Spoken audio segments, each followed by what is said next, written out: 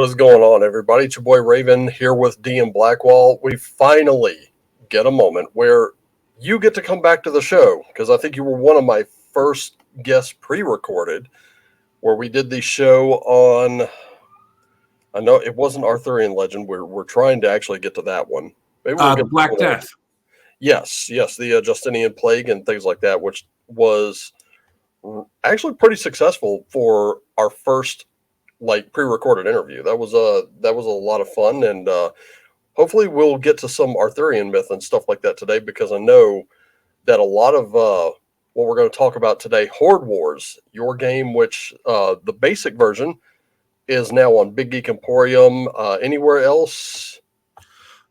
Yeah, we are also doing some direct sales of print runs that we're doing. So our first print run is sold out, which is good. It was just a small run. And we might do another print run. The intent is, of course, to do that for advanced in general. We want that to be a fully available physical game. But for basic, PDF seem to be the best way to go unless we have sales we know are going to happen. Right. Now, the next print run you have, you will put me down for one, right? I can do that, yes. Excellent. If we use the same method, it'll be $35 for the book plus shipping. Oh, that's not bad. I think we've all paid more than that for one book before. Yes. I know my most expensive book is the Lost Dungeon of Tonnisborg, which is fantastic, and I still recommend people get themselves a copy of that any way they can. It's amazing stuff. But okay, I gotta ask this question because I really wanted to lead out with it. Sure. Personally, after playing this game with you, and we've played two different adventures. I've played two different characters. One of them a pre-generated character that you had named Sir Arthur Royce. Another one, a skald of my own making. And why the D12? I don't see many of those systems, but I imagine that was kind of like a niche that you saw. Partly it's because I didn't think the D12 had enough. What's the word? Enough love. It's a little of that, but the main thing really is as we played around with it, it makes for a more exciting game. If you play with a similar kind of game philosophy as something like D&D or Pathfinder, or really any system in which you can score a critical hit, a D12 is just going to be more exciting because you're going to crit more often. That I have noticed. I have noticed more crits more often, but it doesn't mean that it doesn't lend to the characters being overpowered. No, and that was part of the design as well. The other thing is it let us embed some math that otherwise we'd have to kind of tack on otherwise. So for penalties for things, we mostly do that, as you've seen with Affliction, which is shrinking the die size. And going from a D10 or a D12 to a D10 or a D10 to a D8, that's not terrible. That doesn't really totally mess up your odds. It's about a 17% chance change. It just means you can't crit anymore because you can't roll a natural 12. But if you were to do a D20 to a D12, that would really mess with your game math quite a bit. How so? Well, because a D20 to a D12, you're losing about 40% of your number just off the die size change. That's true. And I really hadn't thought of that. I mean, you're losing 40% from one system to another. That's a pretty big jump. Right. And so the penalty of just so it's the equivalent of like a -4 roughly in D&D. If you were going to roll a D20 and then -4, that's roughly the same mathematical odds change as rolling the D12 -4, but you don't have to do the math. Right. You just go down to a D10 in our system. Because we're using smaller dice, it'd be a -2 would be the equivalent penalty. But it's easier just to shrink the die size. The only other game I'm aware of that does that actually came out after we were like 3 years into development, and that is a tabletop skirmish game um, that the what's the name? Monster Fight Club put out. Mm-hmm. And they use a similar thing for when the units get weakened. Something else I noticed, there are only 2D12 systems, well, now 3 that I know of. The one that you just brought up, which is like a skirmish game. This is more like a war game. There's yours, and there was another one literally just called the D12 system. And right before you invited me into play, I actually got to look over and review this one. It's pretty cool, and there was a little bit of familiarity there because I had already read through 1D12 system. Now I'm coming into yours, and I found like it was, even having no direct play experience with your system, I found it was like super easy to get into. And I even brought in a friend who couldn't stay due to personal reasons, but when she came into it, I found it like really easy to just kind of pass on the information, and she was able to pick up and run with it. So it's a very easy system to learn, Yeah. despite the page count being, what was it, almost 200 pages for just Yeah, I think it's 194, 195 pages for our basic game. Advanced should be about 360. 360 pages. Wow. So is it mostly mechanics, or is it mostly lore for you? I know this one's very this one happens to be a little more grounded in medieval reality, even though we've seen orcs, we've seen elves, we've seen magic portals, we've seen night pens, Mm-hmm. which are really interesting if you happen to get one of these, hold on to it in the game. But the night pen really saved our bacon Yeah. one time. We were, listen, guys, you don't understand. We have no, Blackwall, you have accused me of flirting with death. I'm like, no, I'm into full on seduction.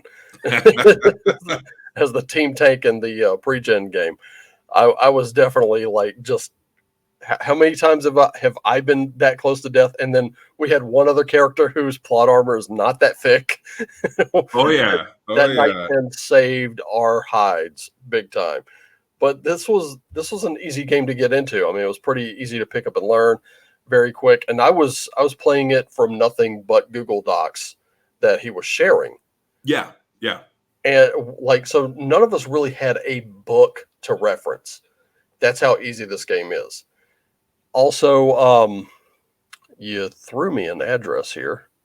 Oh, you did have a character sheet though. Yes, Um, yes, we did. We did have character sheets, so we did have something to reference when we're calling our actions.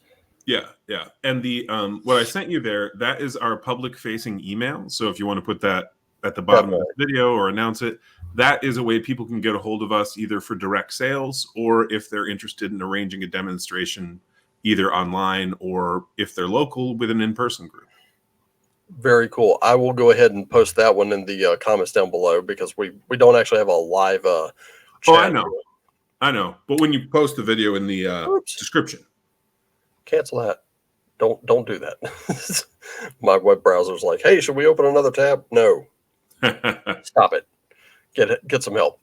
Yeah, But but for those who are just listening, that is Horde Wars at blackwallgames.com. And that's Horde is in large group rather than Horde is in pile of treasure.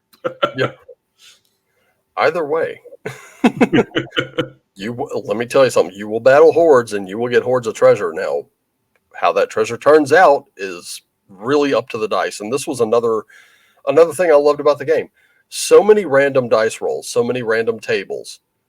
We had absolutely no idea what we were like, what kind of loot we were getting, or if our proposals for actions even worked. And I think there were a couple of mine that were really, really lucky dice rolls, and one that I distinctly recall, we were having to grab a sword from a tomb. This is a little literal crypt. We had to go into basically rob a dude's grave. We get the sword, and we activated some undead army of skeletons, and they were staring at us pretty hard. And I had to like literally get them to move out of the way. We're on official business, damn it. And this one lucky dice roll actually made them just kind of go, Oh, okay. And they just kind of like they parted like the Red Sea, and we were able to make it out pretty safe, save for those big hulking golems that kept coming after us. Yeah. So when you did that, you guys were what you had encountered weren't those ones weren't skeletons. Those were the what do you call them? I've got them in the base game. The name's escaping me right now. They're a kind of golem. So if we go, so you've got a copy of the game now. Yeah. If you go over to the golems in the monster section, you guys were facing. There they are, terracotta warriors. And Oh, that's right. Yeah. yeah, and they were guarding this dead guy's tomb, and so you managed basically to persuade them that you were on a legitimate mission, which you were. The dead guy's family is who sent you to rob the tomb. Yeah. And I was just like, I hope this works. That's a lot of what happens in there. You're like, man, I hope this works. And Oh yeah. the great thing about this being a D12 system, a lot of times it will. Yes. Yes. And so you were using one of your skills effectively and usefully. And and so we tried to design a system that is both got tactical depth, plays fast, and is fairly easy to pick up. Well, I wouldn't say fairly easy. I would say it's pretty easy. I mean, I dropped into it no problem. 194-page PDF. Here we go. And the layout is extremely simple, but it's easy. It's easy to read. Like you're not going to be trying to figure out which column you need to be in, but it's all very straightforward. Here's the really cool part: this artwork. I don't know who this guy is, but I was like, yeah, I kind of want to fight him. He has a stat block. Actually, that is a vampire lord. You can fight him. He's in the monster section. However, with your PDF, have you found the we actually embedded bookmarks in there basically. On Adobe Acrobat Reader, you have to do something special to like access them. Mm-hmm. But there's a setting you can change, and you actually can tab through all the chapters then. Oh, okay, yeah. I think right here. Yep. There you go. Chapter 9, Beasts. Yep. Let's go on down to the vampire. No, not Beast Monsters, wouldn't it? Monsters. Yeah, let's see. We got all kinds of dragons in here, which is pretty awesome. Yeah, you're close. Yeah, I gotta go back. Here we go. There. Vampire Lord. Boom. This guy, holy crap, 120 hit points. And with this is another thing. A lot of people see 120 hit points and they'll be like, oh, no problem. Yeah, you level up very slowly in this game. This is very old school in that you're not going to be leveling up every session. No way. Right. And I know because I've been through it. You level up very slowly. So this one, it like most OSR games, it favors being crafty and using your brain over just running in, sword flashing. You just don't want. That's not really something that's gonna help you out here. But also, look at his, for people who haven't tried this game before, look at his maneuvers. So this is something he can do once around off turn, as well as his actions. So the lightning reflexes, blood drain, and backslash. Right. Now, is it backslash or backstab? That's the player option. Both. Backstab can be gained by our thief, I believe, and backslash can be gained by the blade master. Very cool. Now, I don't think anybody but him has blood drain, which would make sense. Yeah, just a couple other vampires, and I believe we do have an insect in advance that may have it as well. Eesh. And of course, if this guy were to go like Dark Gift and Blood Drain, that could prove pretty bad for the ignorant fool who thought, yeah, I can take him. Oh, right. The Vampire Lord is capable of turning a killed character into a vampire. Oh. And let me guess, under his control, right? Typically, though, we leave that up to the game master because I always found the under their control descriptions in other games to either mean there was no agency at all for the minion, or to mean that the minion could basically do whatever they wanted. And I like the descriptions weren't good. And I Right. thought about it and went, it's probably going to be better if I let the game master decide what's true in that world. So Um, let me bring that up as a scenario.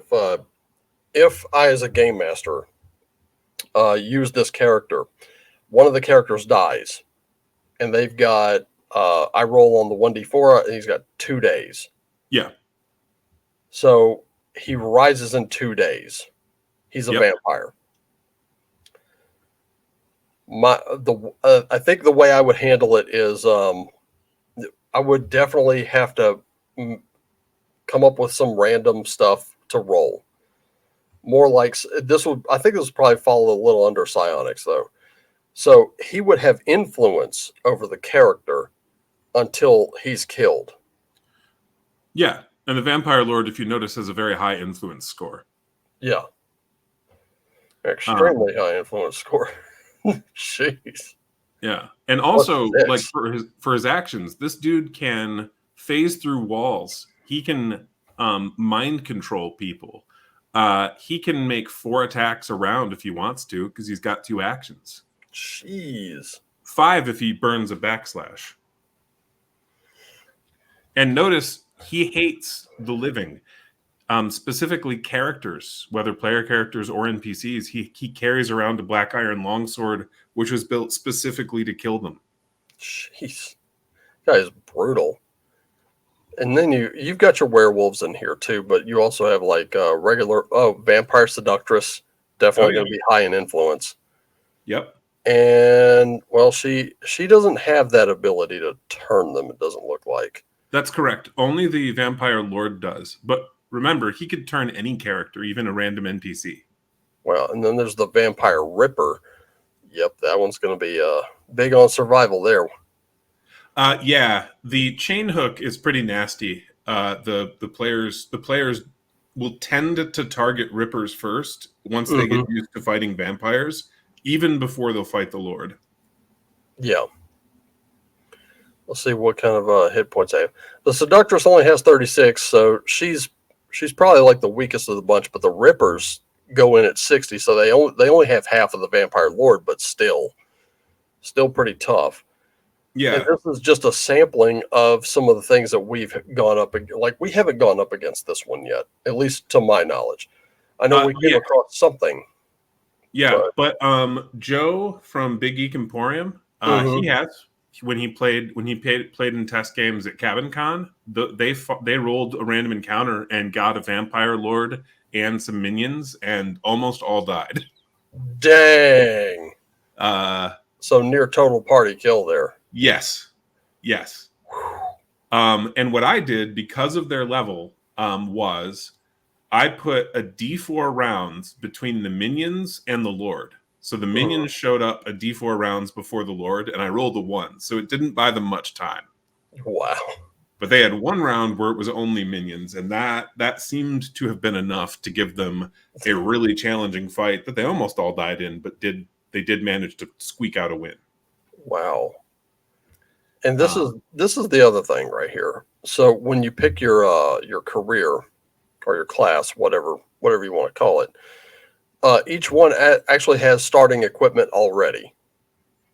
Yeah, and you get 2 careers, and you get the starting equipment, and you get the abilities of both and the skills from both, but you get the starting equipment of 1. So you get a binary choice. Which of these 2 groups of equipment do I want? And then you do have some starting money, so you can use that to augment your starting equipment if you want. Very cool. And your magic users aren't just run of the mill. You've actually got them color coded. You got blue, brown, gray, white, red. Yep. And pretty sure I ain't running any black ones, but I'm sure that there is. We did design one and play tested it, and balance isn't so much a problem as they tend to wind up at cross purposes with the rest of the players. It's kind of like trying to have race your side after he's, gone over to Takesis.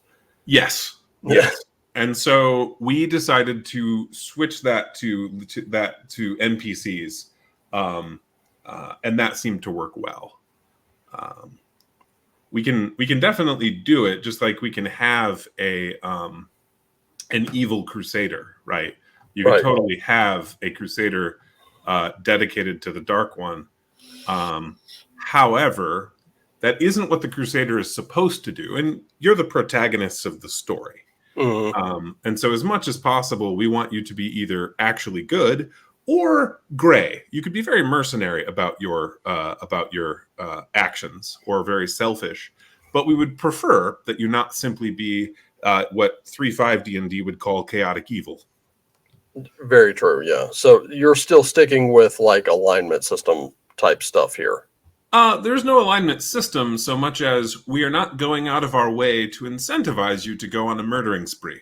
So definitely heroes instead of anti-heroes with this one. Yeah. I mean, like, you can play an assassin, right? You can play an acolyte who's part of a cult. You can go fairly dark, but we've tried to keep away from some of the what's a good example here? Book of Vile Darkness type stuff. Yeah. We've tried to restrain that to your opponents. Because I don't know if you've ever heard the phrase "everybody loves zombies." I've heard that phrase, yeah. Yeah, so that's a game design advice from a pretty smart guy, and basically what he means is everyone feels good about killing zombies because there's no moral question of should we or shouldn't we. Right. They are a threat and they are unnatural. They should be stopped. Right, and there have been movies where there have been characters that see like someone they know turned into one, and they just can't bring themselves to pop one to the head. Yeah, to me, that's some of the weakest writing I've ever seen.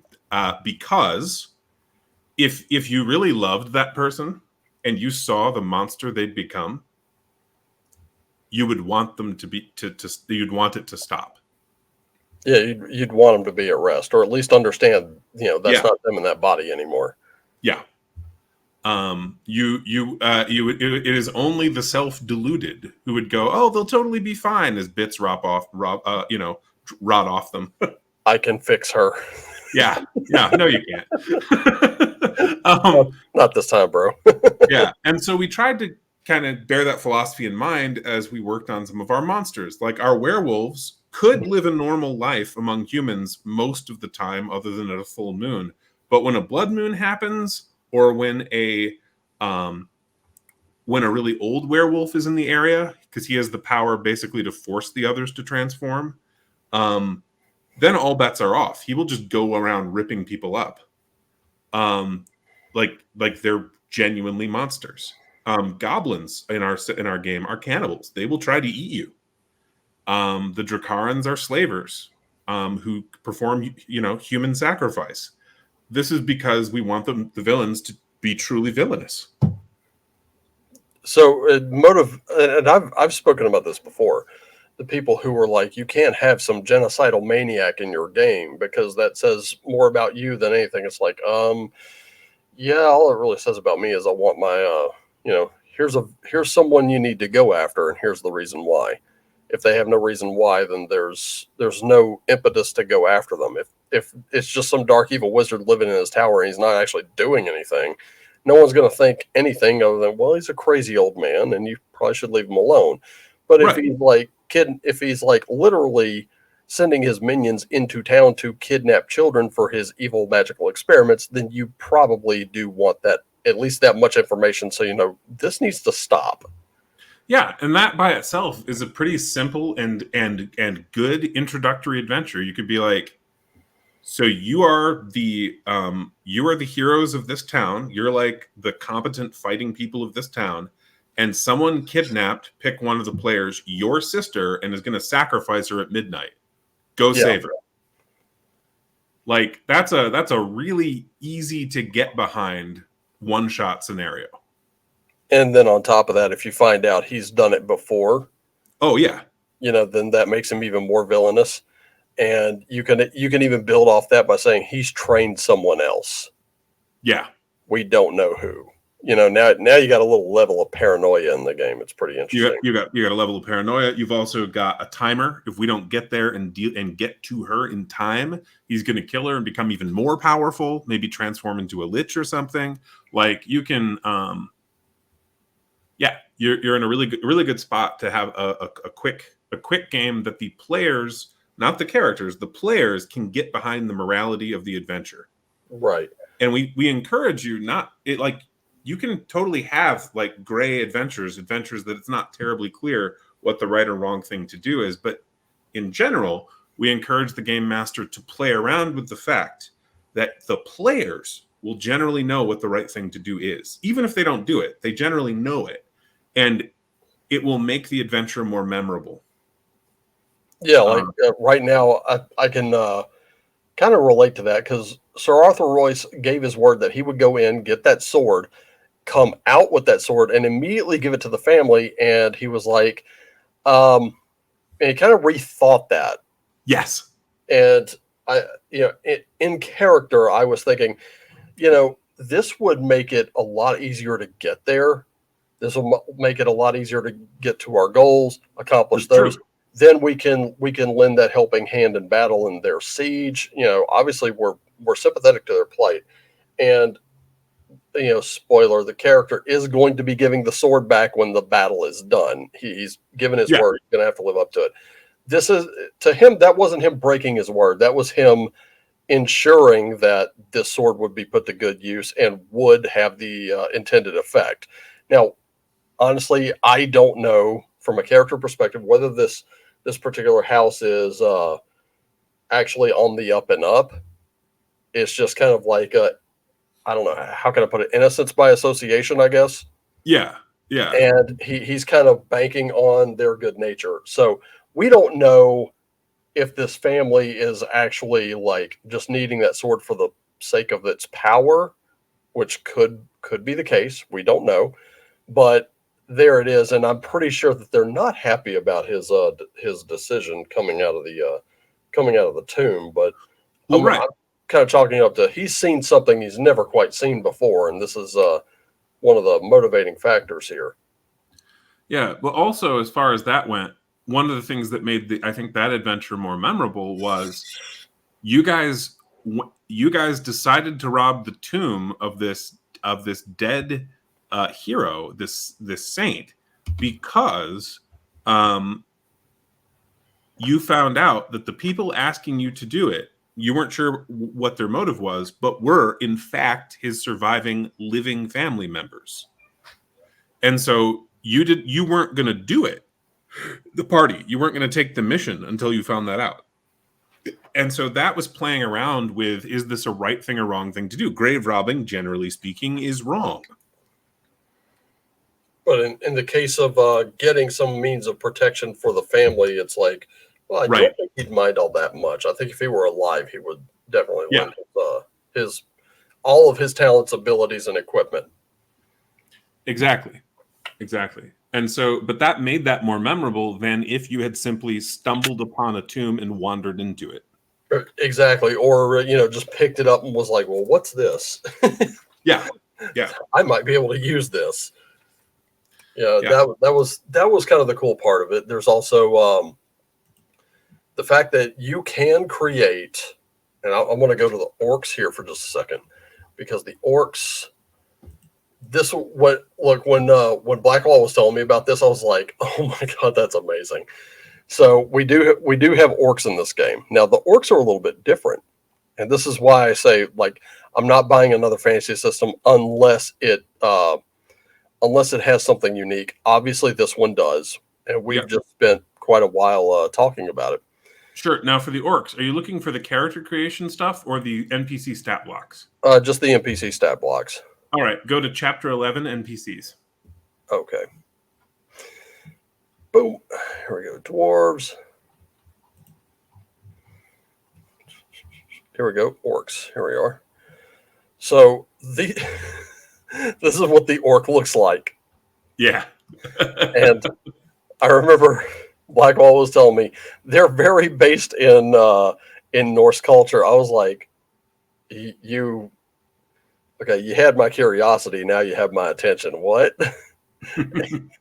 And this is what he's talking about. They do live in a very Viking like society. Obviously, their culture is not completely that of the Scandinavian people, but these Correct. orcs are built mostly on the pirate raiding Vikings that you've heard so much about, that you've seen movies and film and television and everything just like plaster all over the place was this image. So he took that and he kind of ran with it for the orcish culture.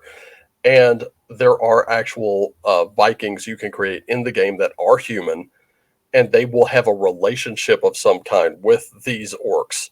So Yeah. these are like the real ruffian type Vikings. Your berserkers, your wolfskins, that sort of thing. That's what these are. The others are basically your scalds, or we would, I think, fifth edition D&D would call them bards. Right, right. Although the Skald, we do play around with the Norse idea a bit in that the Skalds tend to be tattooed, um, rather than your uh, rather than your bards who don't have any like physical appearance changes. Right. Like there's a physical mark on your body to show you're a Skald. Um, More than one typically. And then for the orcs, you'll also find an orc seer. If you scroll Yep. down, yep. And that plays a bit differently than if you were to contrast them with the probably closest civilization to them, which is the dwarves. The dwarves use some Scandinavian naming conventions because they're from Scandinavian mythology in real life. So that makes sense. And so the dwarves caster is a war priest who follows the creator. He can like call down fire, like Elijah on the priests of Baal. He can, do a holy word maneuver. He can do sunblasts and healing touch. Whereas the orc seer is doing a healing shout, can wrap you in thorns, can scry, and call down a hailstorm. Damn. So the thorn wrap, the dark visions, and the hailstorm. That's what you were talking about there. The actions. Yeah, and then And the these healing are, shout's the maneuver there. wow. And then you've got this orc jarl who does berserk. He has a colossal a war axe, leap attacks, whirlwinds. This guy, he's not just sitting on some high seat here. He's actually going in. No, and you guys have fought these. Yeah, I think Vic's character was, I think, an orc berserker. Yeah, he was an orc Viking warlord, I think. Okay, and then he took the head, I think, of one of the jarls, wasn't it? Yes. And then threw it over a wall. Yeah. And then gained the nickname Jarl Slayer. It was Vic's choice of in character words. Like, he didn't put on a voice or anything, but the choice of words that he used when he just like irreverently tossed this dude's head over the wall right at their feet and was like, basically, all right, you've had your fun. Get the fuck out of here. It was pretty cool. And the orc Jarls, which are large size category, they're like the size of a horse. They're big. Yeah, they are no jokes. They also can grapple as a maneuver, which you'll see with the wrestler trait. Yep. And that's why the grappling rules are at the bottom of the page. This is part of our design. If you scroll down slightly there, Raven, yep. Part of our design to try to make sure that all the stuff you need to run the character or the monster is right there on the page for you. So you're not flipping back and forth. Exactly. Very cool. That is very awesome. And this is another reason why I love this game so much, y'all. I've already played it.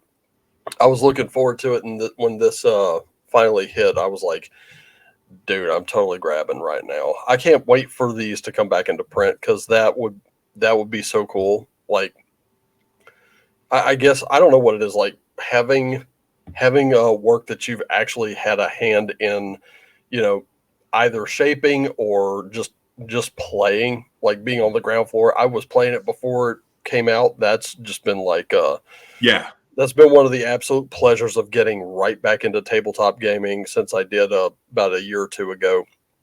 And holy crap, it's been amazing. But like being able to see this, thinking, man, this is cool to see, man. But Nice. like just having something I don't have to flip back and forth through the book to get has been excellent. And I know I'm a big fan of like basic fantasy and stuff like that, but Hmm. you're flipping back and forth through pages and pages and pages trying to find one thing when on something like this it's just right there.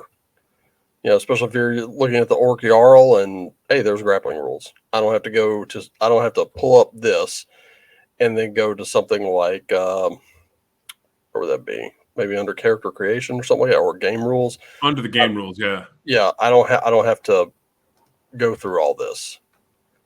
Like Yeah. here's your climbing and swimming rules. So that's where it needs to be. Yep. You Yeah, know. the skills rather. The skills is where it's also listed. So Mm-hmm. this would be athletics. This would be a use of the athletic skill. But as you look around, though, you'll also find that we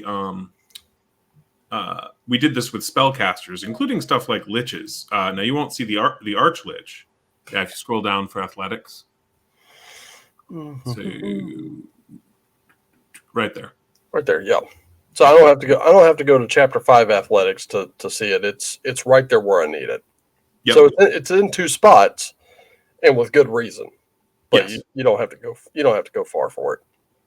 Yep. And then but you'll find that for the casters, including complex ones. Now you won't have an arch lich in basic, but you will have a normal lich.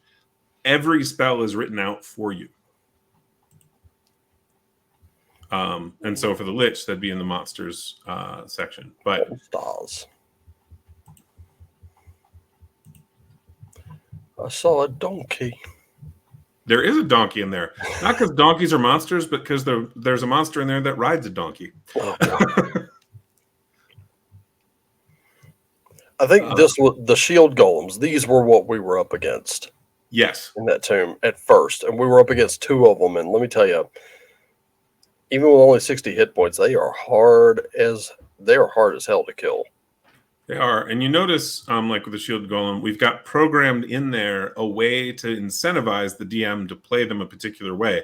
So a shield golem should block with his shield and hit you with shields and stuff, but also trample. A shield golem is going to want to run around and smash into you because he does more damage if he does that. Whereas a gargoyle wants to attack whoever runs away from them. Right. And here's your lich here. 90 hit points, a defense of 8, land speed of 6 combat spaces.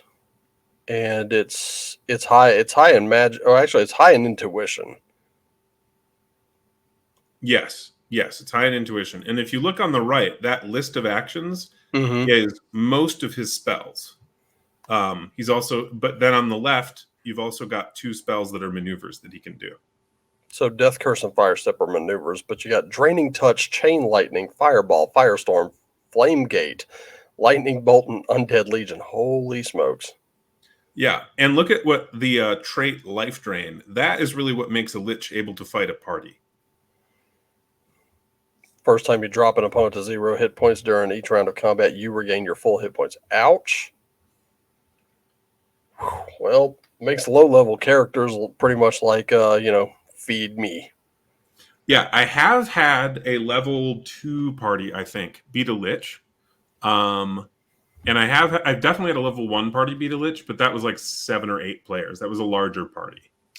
Yeah, I think you gave our party a choice once, which was Lich or Arch Lich. And I think somehow we ended up getting the Lich, and you were like, good thing you didn't get the Arch Lich. And I was like, uh-oh. Yeah, he didn't sound good from the start. I offered you a gamble. It was, right. You want to fight the Lich and get normal treasure? Or do you want to fight the Arch Lich and get double treasure if you survive? Yeah, it was the if you survive that made me go, this is B's equivalent of, are you sure you want to do that?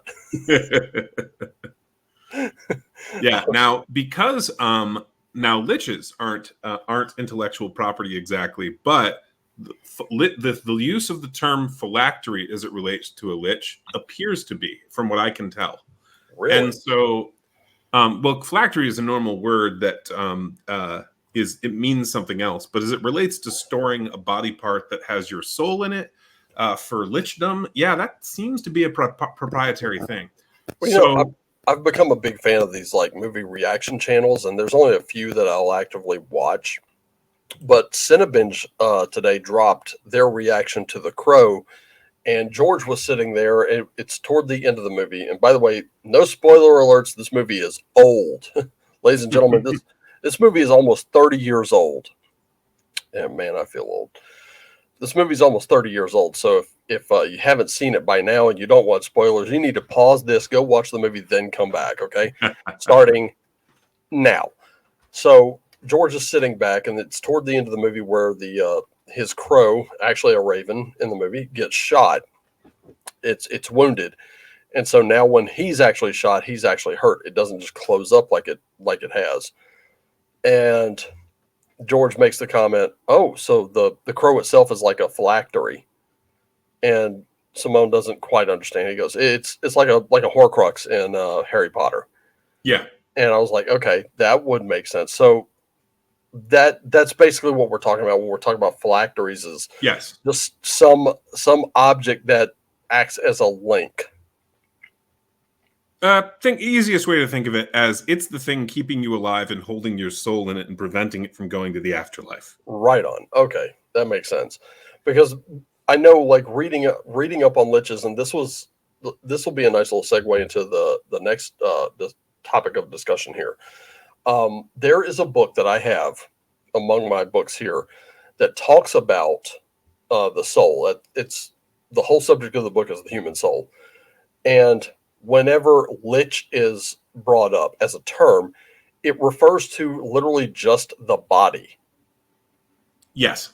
So basically, we're all walking liches, except in the game, these are people who are being held onto this plane, and they're just kind of rotting away. But this is not the typical zombie. This is a zombie with all of its faculties about it. Yeah. Yeah. And what do you think? What do you think of what we replaced that phylactery with? Now, the concept of the soul storage thing—that's hundreds of years old. That's not new. Right. It's just the specific terminology. What do you think of that? You'll see the sidebar at the bottom. See the sidebar at the bottom.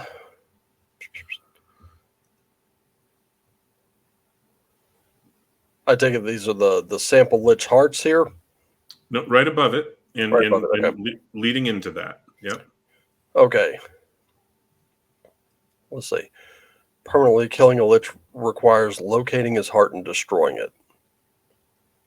Yeah, so when a lich is created, his heart is cut out and his soul trapped in it. So you have to, like the heart is placed into somewhere safe, I imagine, while its body just kind of roams around. So this is almost like a body being remotely controlled.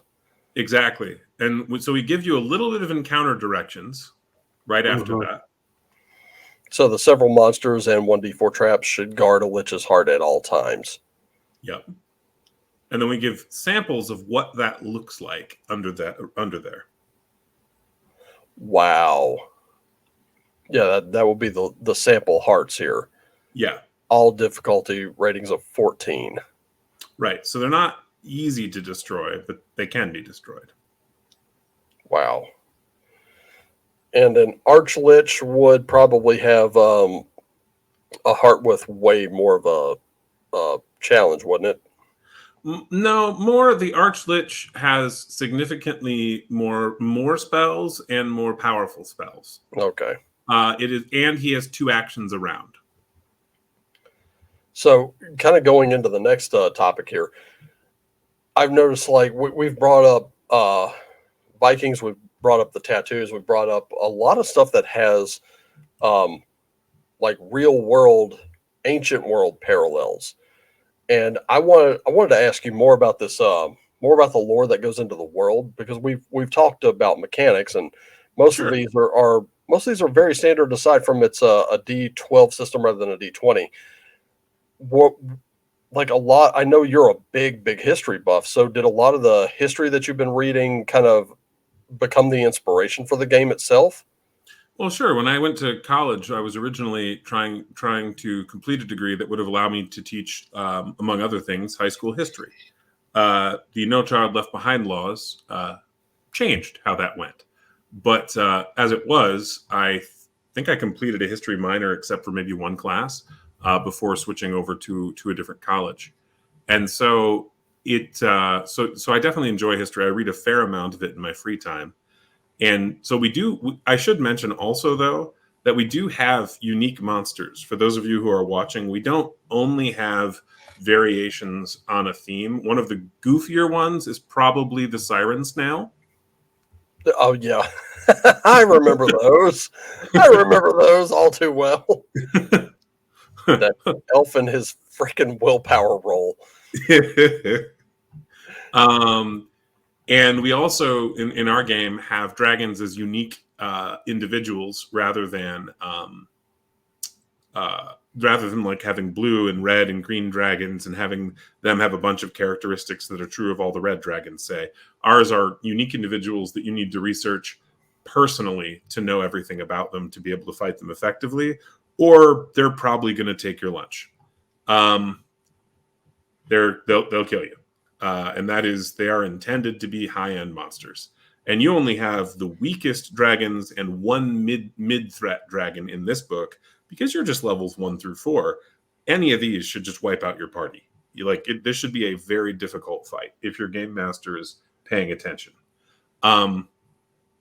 Now, as far as the setting goes, we intend to have an entire chapter in Advanced about the setting. And yeah, the siren snail is really fun. This is so the siren snail. Just looking at that, the siren snail basically can do a cone of a blast of sound, but he can also do like a luring call, and so he can get someone to come towards him, or he can like redirect a ship's helmsman to turn the ship towards him. And the siren snail just will eat whatever he gets to lure over to him. He can also slap you around, and if he scores a critical hit, he'll stun you. Like it's if you're alone, a siren snail will probably win. We've done a number of encounters with those. It's a pretty well play tested monster, and I think it does a good job of just being a fun kind of slow moving encounter. And we've like I said, we've had a party member fall victim to the luring call, and Oh yeah, that was one of the many failed willpower checks of the. I don't, dude. I don't know what's up with LA's willpower checks, but never succeeds on them ever. no, he does not. No, he does not. I'm serious. Like every time he could choose a different die for every willpower check and just fail. No. The new character though has been making it. Okay, cool. But that one character has like no self-control whatsoever. No, Just totally terrible. No self-control. He's like Chris Christie in many ways. I found out no self-control whatsoever. Just terrible. And he got lured by nymphs into the bottom of a pond, didn't he? That was before the siren snail encounter. I was like, yeah, and he almost died. We all almost died. We all did. I was the guy that got like we were trying to drag him out of there. He was stuck in the muck, still trying to like trudge toward this thing. We're trying to get him out of there. And this thing hit us with what was it? It was a crit with a piercing shriek. Yeah, and just completely about destroyed me. And I'm like, geez, let no good deed go unpunished. Well, it kind of helped you see how the thing hunts. Yeah, well, we saw how it hunts all right. Good grief, this thing was like terrible. And it's got 90 hit points. Like we wounded it just enough to get away. Yeah, and in wounding it, you made it do more damage. If you look at Blood Rage. Yeah, I saw the Blood Rage. I was like, geez. And I didn't get to see the stats for this until after we faced it, and I was like, "Wow!" I went around pissing it off quite a bit. There was also a Hydra, if I'm not mistaken. Yes, although I don't think the Hydra is in basic. That'll be in advanced because, I mean, the weakest Hydra is fairly equivalent to a dragon. They're creatures of mythology that are just very powerful, and they've got regeneration in multiple heads, and they're rough. Yeah, And our regeneration is mathematically, I think, much better than many other games, but it also means that you either have to kill a creature with regeneration in one round, or you need to know how to turn that regeneration off. yeah, for real. And then we've got stuff like the Manticore here, which I know is that's straight out of mythology itself. Yeah. But you were saying that you read a good deal of history on your own in your Yeah. spare time, and a lot of it became inspiration for elements of the game itself. Sure. And so the Manticore there is the one that travelers into Persia uh, claimed to have seen or encountered. It wasn't winged. It didn't shoot its spikes at you in the accounts I've read anyway. But what it did have was a scorpion tail and was like just really good at stalking. uh, and so we designed one that way, and our artist, in this case, that was Simeon Cochran. Uh, the basic expert also did some of our art. He did a natural skin color and fur for this creature, and at first I didn't like it, and then I gave it a day, and no, I do like it. I think that's better. It makes it seem more like a real creature. Yeah, like I said, there's so much here that's just kind of grounded in our own history, our own mythology, our own reality. The nightmare being one of them, the unicorn being another. Yep. Now these, I'm looking at these and I'm going, yeah, this is straight out of the Mummy right here. Almost. Almost, but they didn't have the golden armor here, or Or the gems. or the gems, right? They were, I think, in the Mummy they were supposed to be gems in and of themselves. They turned out to be living things that would just swarm you and eat you. Yeah. And so these, interestingly, in our game, are natural predators for goblins Oh, because of the goblins' greed problem. so if you can capture a bunch of these and just release them into a goblin lair, they'll take care of most of the work.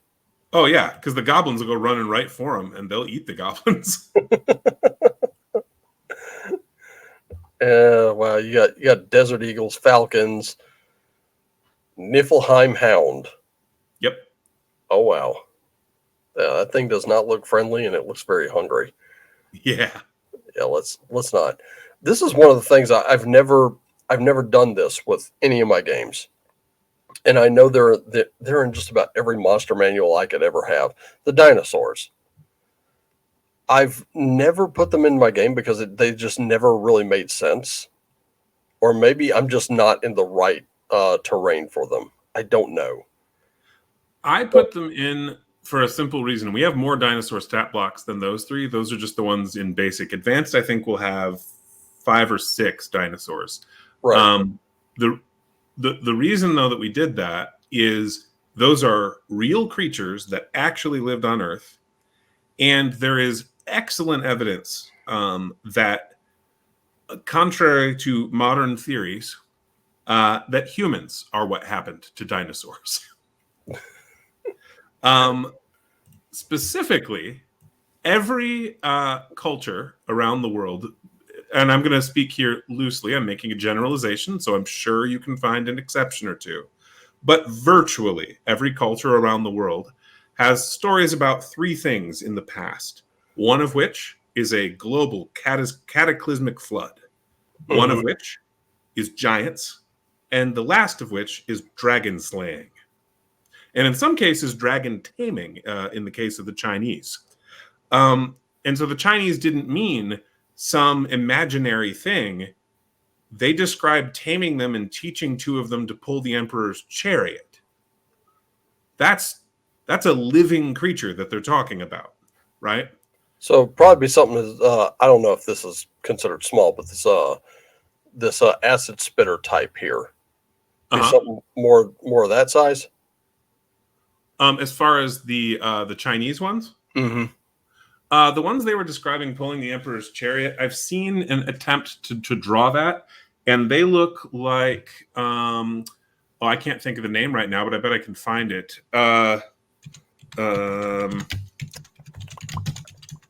One second. Got it. They look like. Here, I'll stop sharing that. You could share the other. See what we got here. Not the Stegosaurus. There it is. I can't even say that. Let me just copy it at the link and send it to you. Yeah. That's going to probably be the easiest. So, and paste. There. And then if you just scroll down slightly, you'll see the picture. That's basically what the ones they described, pulling the Emperor's chariot, seem to have looked like. The Acanthophilus? Yeah. The Greek for spiny scales. That would actually make sense. Let me share this real quick, because this one really looks kind of cool. Yeah. There we go. Yeah. I can actually see that. It does have many of the, and these were something smaller, but I mean, if you look at the picture here, they give you an idea of how big he was compared to a human. Yeah. That's still pretty big. And those things were drawing chariots. Or something similar. Yeah. Yeah. And you also get a painting of a French knight killing a dragon, according to the name, except that actually it looks like a triceratops. And it was drawn before people officially knew triceratops existed, which means either the French had found a triceratops body and just didn't tell anyone, enough of it to get a picture of what the creature looked like an intact one, not just bits of bone, or they killed one. But it's not just them. You'll get you'll get St. George. You'll get Roman legions wrote about killing a flying dinosaur that attacked them in northern Italy with their artillery, with like ballista and stuff. This is not a unique phenomenon. Also, almost every type of dinosaur has a miniature version. And while in the modern era we classify them as different species, there is no genetic reason for that, because generally speaking, we aren't recovering genetics from dinosaurs. We have no idea if the small ones are in fact the same species as the big ones. We simply assume they're not because they appear to be miniature adults. Well, there are other things that can cause miniature adults. Starvation is one. Another is a reduced average lifespan.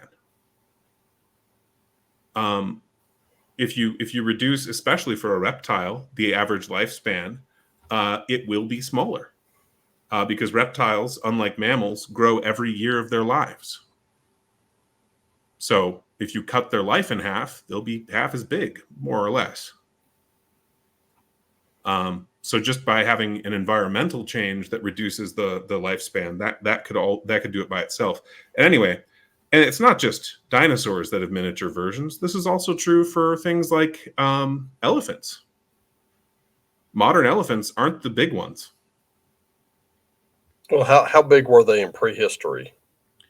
Depending on the group, I mean, you get mastodons; they're insane. Let me see here. The weight, we're talking 6 tons or more.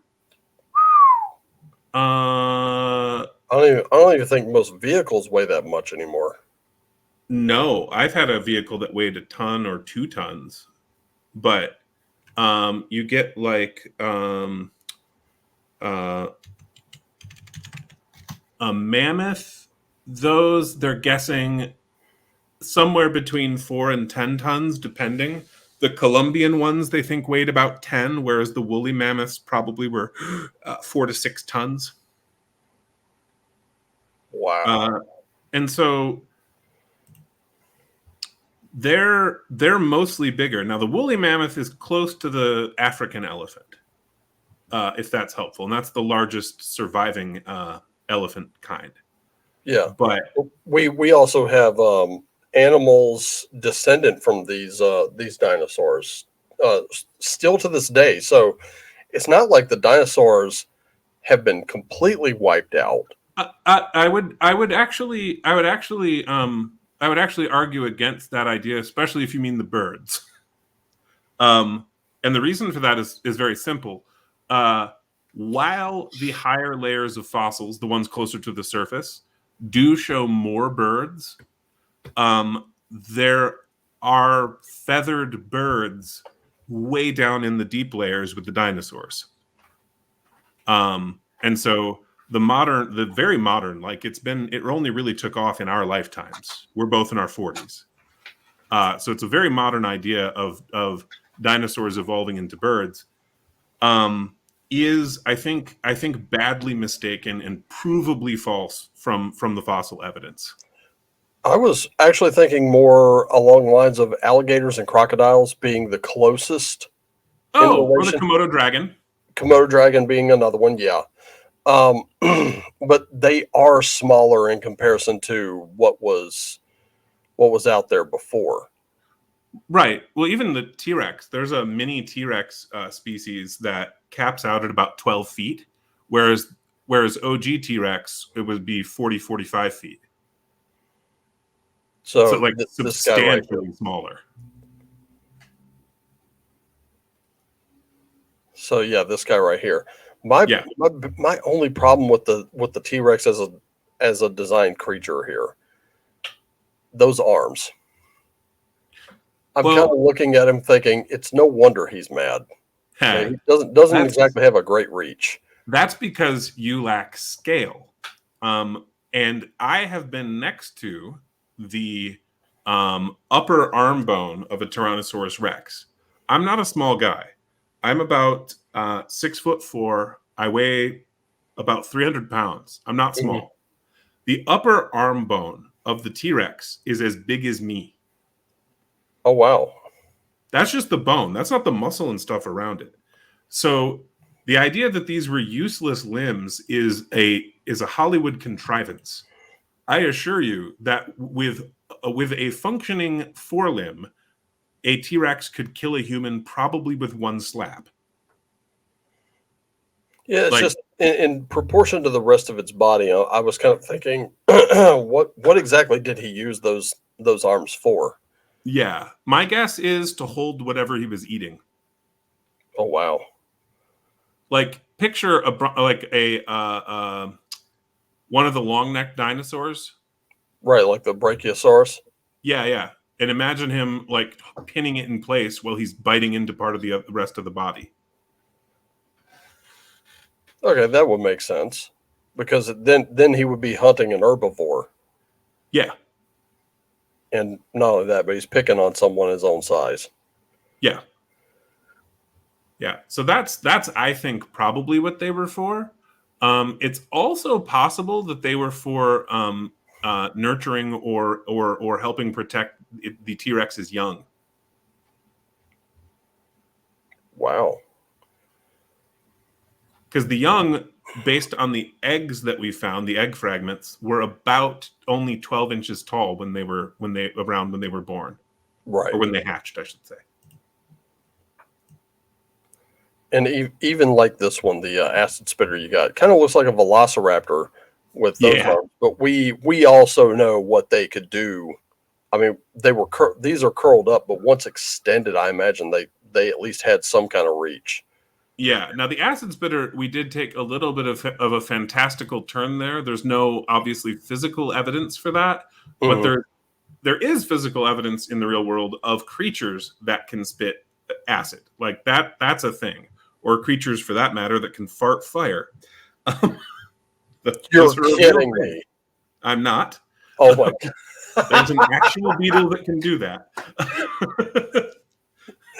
um, and so this just seemed like it would be fun and give you a different feel. Also, this isn't a big hit point dinosaur. He's not super tough, really, but he can attack you asymmetrically because his acid spit is going to get past your armor. Your armor mostly won't protect you from acid. Oh, I was about to ask about that too. So this is like Hicks being sprayed with the acid blood from the xenomorph, basically. Yeah, yeah. Once hit, you got to get that shit off of you quick. Yeah, but he's spitting, he's spitting it like a camel. Ooh, that's even worse. That's not just a little like spritz. This is like a big glob just. Yeah, yeah. And so, but no, I do think in real life it is very likely that the last of the dinosaurs were killed by humans. I think there's good evidence for a substantial environmental change, in part because basically every species that is alive today, and most of the ones in the past, has a miniature version. That implies a pretty big change, right? Yeah. And also because of all of those stories, it's a ridiculous number of dragon slaying, and typically they had the body, like they put the skin on display for, in some cases, centuries. So there wasn't a serious question about whether or not they'd killed something. I always like the comedian Gallagher said this, and I was like, that makes a lot of sense. Actually, he's like, we're not descendants of all the big brave guys who fought dinosaurs and got killed. We're descendants of all the fast little guys that ran back to the cave and made it there alive. Actually, if you and we've talked about this a little, if you read in the Epic of Gilgamesh, their conflict with what was probably a dinosaur, as it's described as like shaking the ground, and they basically they call it a dragon. Now, obviously, they don't use that word because that's a derivative of a Latin word, and they're writing in probably Akkadian or something, but in cuneiform anyway. But their conflict is actually over resources, and so Gilgamesh and his buddy, the city he rules, they want to get materials from the mountains of Lebanon, which are at this time uninhabited. People don't live there. But whenever they send logging teams, this monster attacks them. And obviously some of them survive or they wouldn't know this was a problem. Just they would never come back. But someone came back and let them know that's what was happening. And so Gilgamesh and his buddy gear up. They have new weapons made to kill this monster. They sharpen them specially before they leave on the expedition. Then they go with a logging team to go cut down lumber for new city gates. And as predicted by the previous encounters, the monster comes after them and they manage to kill it. But it's described as basically shaking the earth or displacing the air. Like they're fighting something huge. But these aren't small men either. Gilgamesh and his friend are described as being so large that they had to crouch or crawl to get into normal people's homes. Yeah, I keep seeing all the like I've been watching some of these history videos on YouTube. Something to kind of go to sleep watching, but I always end up staying up and going, "Wow, that's amazing." And that was one of the things they talked about with Gilgamesh was that he was basically a giant himself. Yes. And there's a guy in my tribe. He is absolutely fascinated and can completely nerd out on you about giants if you let him. And I thought, that is one thing, while we're on the subject, in the game itself, giants. Yes. We do have giants. I believe we do not include them in basic, and that's essentially because we have ogres for you in basic, and giants are essentially much, much smarter ogres. Oh boy. Like mechanically, they have more hit points. They have high-end technology for the Middle Ages era, so they're using stuff like crossbows with spring steel. They're advanced for the Middle Ages. Yeah. And so our giants are pretty scary. We've play tested them though. They've tested well. They're a lot of fun, and we basically have 3 or 4 named giants that we'll be putting into the advanced game, and they're named mostly after real giants from history, right? Right. And that's deliberate. That's to give you something to reference. If you're like, well, what about like a personality or something? You can look up the word on the internet and you will find some information. And so we tried to do that. We tried to make everything embed as much information as possible. But those giants, we've had a whole City of the Giants mini campaign. And they work well. But for basic, where you're level 1 to 4, we felt that ogres would be more appropriate. And I know we talked about this one before, but I'm not seeing them here. The deep ones. Yep, same deal. So you've got about, I'd have to double check, but something like, let me see here. That's page 66. This is page 123. So you've got about 120 monsters and beasts in this book, in addition to another 40 or so NPC stat blocks.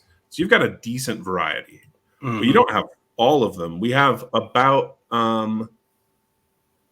twice as many that we intend to include in advanced. So advanced, is it going to be? Are we looking at just more monsters, more stat blocks for them, more NPCs, or are we looking at extra skills, extra rules, extra equipment? So you have all of the rules here, but you don't have all the abilities. So it would include the higher level character abilities, so levels 5 through 12. It would include another almost twice as many monsters and beasts, probably call it 70% more. And then some additional NPC stat blocks, but also specialized chapters, including one on nautical adventures, which you guys are playtesting more tomorrow. Right. One on domain play, like ruling your own kingdom. One on the setting itself, along with more sample adventures. Now, the basic book does have a starting adventure, a starting town with multiple spin-off adventures, traveling merchants, some areas of interest in the area around the town. So it is written to help you start a campaign, but it's not written for you to just play out the campaign. The intent is that you will use this to add your own content as you play. Because, I mean, to me, that's some of the more satisfying role playing, where you start making it your own. But the advanced book will include an additional chapter of content on the different nations in the world, and typically it'll be 3 sample locations for each of those nations. Yeah, with this one, you got the adventure and village. But it's not just one adventure. You got a bunch of different stuff in here. You got the beer run. Beer run's one adventure. Have you seen my son? I think that's one we played. It is. A competing offer, the Chapel of St. Lucia. You've played that one too, actually. Yep, the Great Cairn. Yep, that looks really cool. Many have gone, few have returned. I don't know. We played that one, but that one seems really familiar. Maybe it's just because I read it. I don't know. This little quest here. I mean, there are tons and tons and tons of things that you can do. This isn't just 200 pages. And here we go. This is the one. This is the character that that Vic played, Colgrim Ironaxe. These are the. No, that's Brian's. Oh, it's Brian's character. That's right. Okay, my bad. I should have seen it as a dwarf. Nindir, this is the one. Ladies and gentlemen, if you're going to play Nindir, remember, warm up your dice. Yeah, roll better. Get good, bro. Hal Goldfurrow, the halfling. Who was playing Hal again? Was that John? I think so, yeah. Yeah. The halfling. Then there's Edmund of East March. I don't think anyone played. We had a couple of guest players do it. Akaris played him for a session or two. Right on. So definitely our wizard.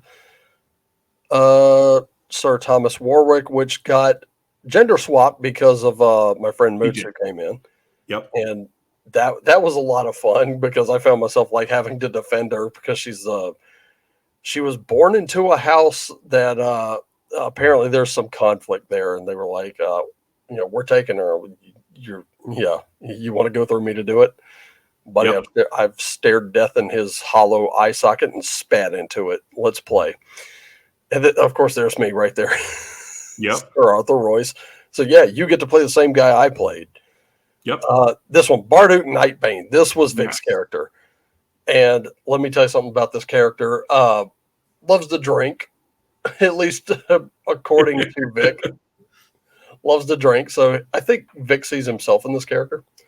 Yes. And yeah, he's an absolute beast in battle.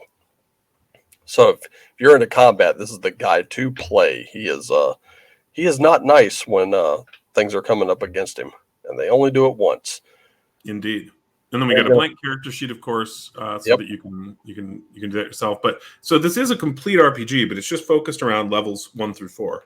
And then advanced doesn't include different rules. It's the same rules, but it does include more character advancement. Obviously, more character advancement option. It includes the capstones and higher level spells, and then it also includes about 70% more of the monsters and beasts and NPC stat blocks, and then it has additional chapters of content that aren't as important for low level play.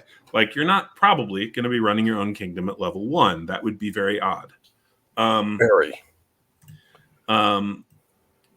But at high level, you might want to do that, or you might want to have a sea campaign, or at least maybe go on a voyage for a while. And so we want to be able to support those kinds of adventures.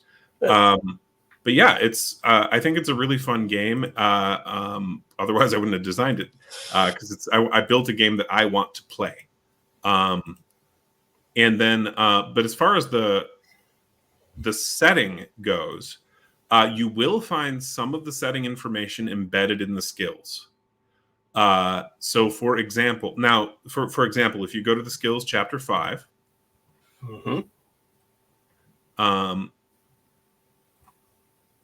you will see right there in the first page sample festivals. Yeah. So these are festivals that are in general globally celebrated by the different civilized groups. However, each of them tends to have at least one variant. So pick any of these festivals there, Raven. We'll say Runefall. Sure. So read through Runefall out loud, and so anyone just listening can hear it, and you'll see what I mean. All right. So Runefall is a week of mourning observed by during the third week of autumn throughout the known world. It commemorates the fall of the great temple of Rundar and is observed with ashes, fasting, and sackcloth.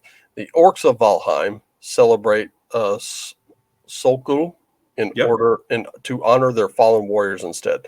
This also looks a lot like one of our during this season as we're about to enter autumn. That's one of the things that we do a lot of is we have ceremonies and stuff like that, whether personal or done with a group to honor ancestors. Oh yeah, these are based off historical festivals actually. Like if you look at the Harvest Festival and the variant for that, the burning wicker effigies to ward off witches, that's a real tradition from Denmark. And also this one, the people of Mercia also burn wicker effigies to ward off witches. That one actually, like where I've heard it the most is going to be like in the north of England, somewhere in there, where the Wicker Man Festival, they actually had like a king for an entire year. Oh yeah, but that's a different thing. I mean, Oh, the is it ward off different? witches thing, that's actually a current Danish tradition. Whoa, really? Yeah, yeah. No, the wicker effigies in England, that was for a different purpose. Okay. But we have a variant for each of these to give you some local flavor or local variation as you travel around the world over the course of your adventures. And so, like in the New Year's festival, normally, you know, there's dancing and ale and floral wreaths and spring salads and that kind of thing. But if you're in Franconia, you're also going to exchange marriage pledges then. Right. Like, that could really catch the characters off guard if they're like, woo, spring festival, and then I'm getting engaged. Yeah, wait, what? What do you mean we're married? That's a medieval weekend in Vegas, apparently. Yeah, pretty much. And so we tried to throw it. So this gives you a lot of setting information right there about festivals. And then if you keep going, you'll find for astronomy these astronomical events. Wow. Now, some of the mechanics of this will be lost on you, and most of it's pretty straightforward, but will be lost on you until you get the domain play, the running your own kingdom chapter. But like the Angel's Blade, a bumper crop and a population boom means something mechanically for running your own kingdom. Okay. The Blood Moon means something bad for everyone in general. Usually. The Devil's Hook Comet, you won't have the Fiend stat block in Basic, although you could certainly play like his nefarious schemes up, but you will get it in Advanced, and they are brutal. They're probably the most dangerous monster. Jeez. There's the Heaven's Dawn. That one. Wow. You know, I actually took this from Chinese records. Really? So, according to the Chinese, right around 30, 35 AD would be for people our age, for dating purposes. Right around then, the Chinese claimed that the sun was surrounded by a halo a few days after there was an eclipse. That's interesting. Yeah. So this is, and for Christians, of course, this lines up quite well with the eclipse of when Jesus died. Right. This is about the right period. The halo thing, that's a unique Chinese thing, though. As far as I know, nobody else wrote about that. But I thought that was really cool, so we put it in here. Well, we've got Heaven's Dawn there. Let's see if this one. Nothing came up under that one.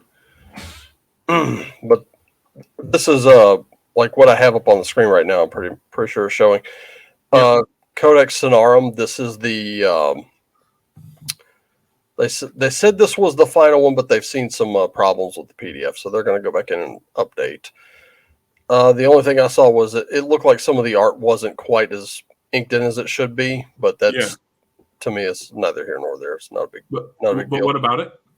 But you said that you haven't noticed anyone else written about that kind of thing, and I'm like about the Halo thing, yeah, the Halo thing, yeah. And I'm kind of looking.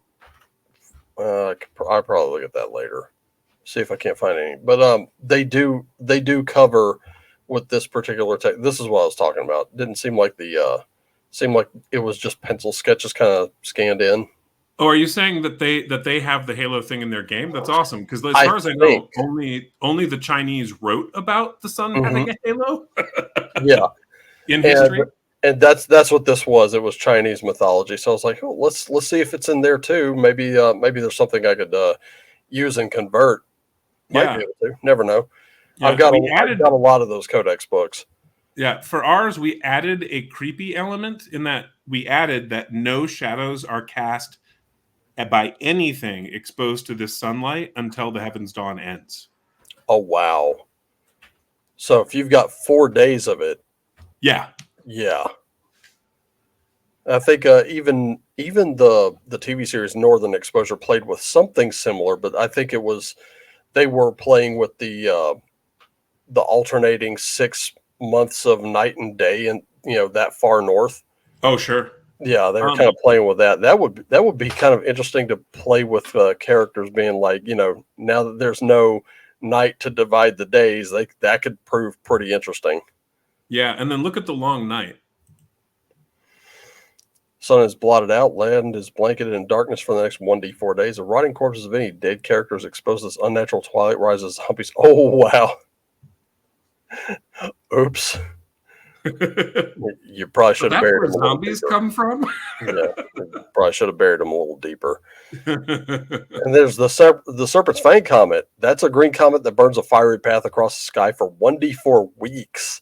It's a Yep. harbinger of disease, and during the season, all rats encountered in urban areas are infected with the Gray Death.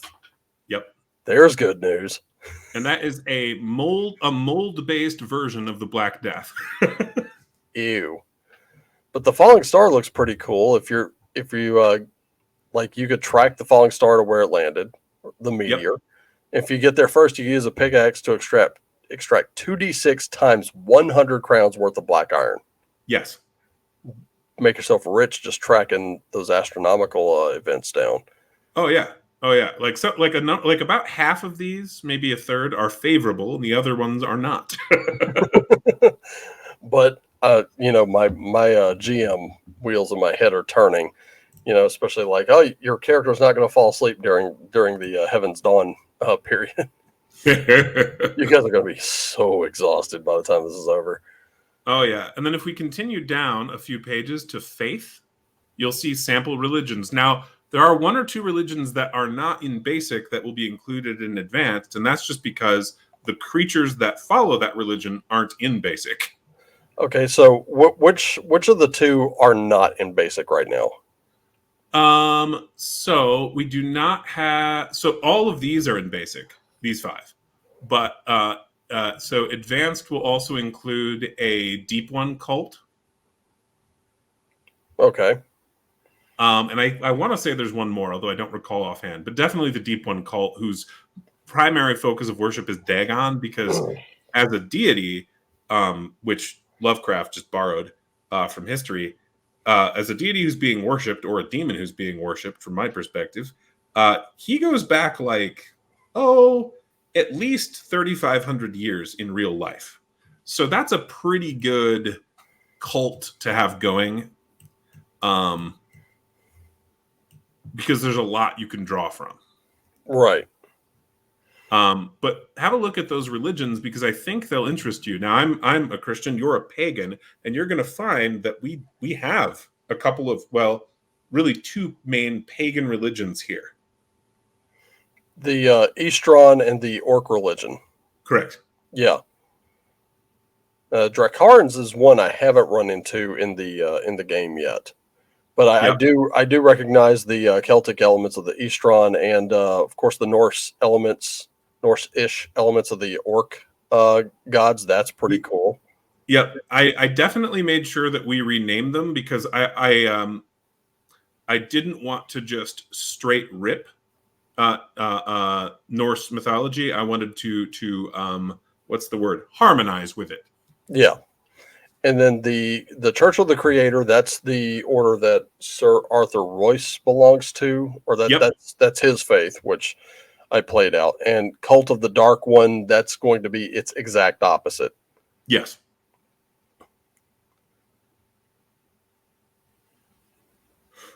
And we give you a little bit of information in a few cases about their religious practices. Mm-hmm. Yeah, so with Church of the Creator, that's the dominant faith in Ansburg, Brigmar, Caerwyn, Franconia, and Mercia, which makes total sense. It's also a minority faith in Andalus and Valheim. Of course, I think we run into missionaries with that night pen. They just happen to have a bishop with them that could, I think so, yeah. Yeah. So thank goodness for that. We needed them. But this is the monotheistic faith that strongly parallels the beliefs and practices of the medieval Catholic Church, which, of course, like I said, makes sense. The character that I created isn't really so much I think I was trying to kind of get a feel for the character when I first picked that one. I was like, is he more of a crusader or paladin? And he's kind of that crusader in training. Yeah, so he's out there getting his experience. He's a knight with a religious bent. Right on. Okay. Yeah. And Cult of the Dark One, of course, being, that evil, vile, desolate one himself. Well, also blood magic, which has mechanical effects for some of the cultists. Like some of them have an ability called blood magic. Right. Now, how, because I don't think we've come up against Cult of the Dark One. We've only kind of heard about it so far. Yeah. In fact, we did go up against a vampire in one of those games, which, wow, that combat on that when the town came under siege, that was Oh yeah, yeah. that You was guys hairy. fought a couple of vampire rippers. Yeah. Yeah. And then we had to go after, I think we trapped the master or the vampire lord and set him and some of his on fire, Yep. which did not make them happy. And then but I think we've only heard about this cult in like whispers. Yeah.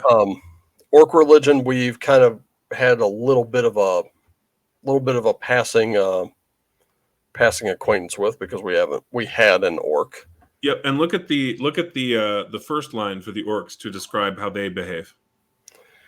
Orcs believe in dozens of minor deities and tend to worship whichever one they think would help the most in a given situation. Yeah. So Because that'll include Asmog, goddess of water, Morag, god of the forge, Skaduk, god of war, and Yargle, goddess of fate. yeah, and that's just a sampling of them. That's not like meant to be a complete pantheon, because we want there to be room for the game master to add in, and we want there to be room for potentially a player to add in if they're really excited about something. Well, that kind of brings up a book that I have called Petty Gods, which, if you haven't seen this, I highly encourage you to have a look at it, because it's hilarious. Like these gods out there that are like they have a god of stairs. I mean, like when they say petty, they're not kidding. These are gods over very small, minor things, and like I was actually at work, and I remember reading, and this is just it's like a bestiary of these things that you can put into any OSR game, and I'm thinking, yeah, this would be great. That would be a great supplement for this game. Oh yeah, and the same is true of you have to dig around in it. It's about a third of the way in to a book called The City of God, but this guy Augustine is writing primarily against intellectual pagans during his period, who were saying it was the fault of Christianity that Rome fell. Right, so he's writing in the 400s. Yeah, I don't know that I'd agree with him on that. Well, pagans were probably provably wrong, but that wasn't the point. The point is Augustine actually, because he's arguing with intellectual pagans, explains the pagan religion. It's probably one of the best texts we have from the period, and it includes their propensity for adding deities. He's like, look, in the past you just had these, but now you've got like hundreds, and he just starts listing them and what they're the god of. And you get all these petty gods. Also, a bunch of the D&D monsters you'll find in there. The words that they used for many of their demons are just ripped straight from the City of God. Yeah, and I think even Castles and Crusades Tome of the Unclean kind of did that as well. I would have to, let's see, do I even have that one in here? I don't know if I do. Mythology books, maybe? Nope. Shoot. Yep. And then the Eastern religion, that's a human religion that is definitely borrowing some deities from a real life quite dead religion. Yeah. And so I felt fairly comfortable doing that. And it also, again, helps you figure out what else you should add. Right. But the Easterns are basically, as a culture, derived from the Picts, and so that's pretty fun, including down to having woad that they can wear, and the game mechanics for that are actually with the stat blocks. Like you can buy special vehicles and special woad that you could put on as a character, but you can only get it from the Easterns. It's not in the normal equipment. And so that's in basic. Like you can, it's, yeah. And then if you scroll down a little bit, under history and law, you'll find an almost full page table. There you The go. sample nations here. Yep. Yeah.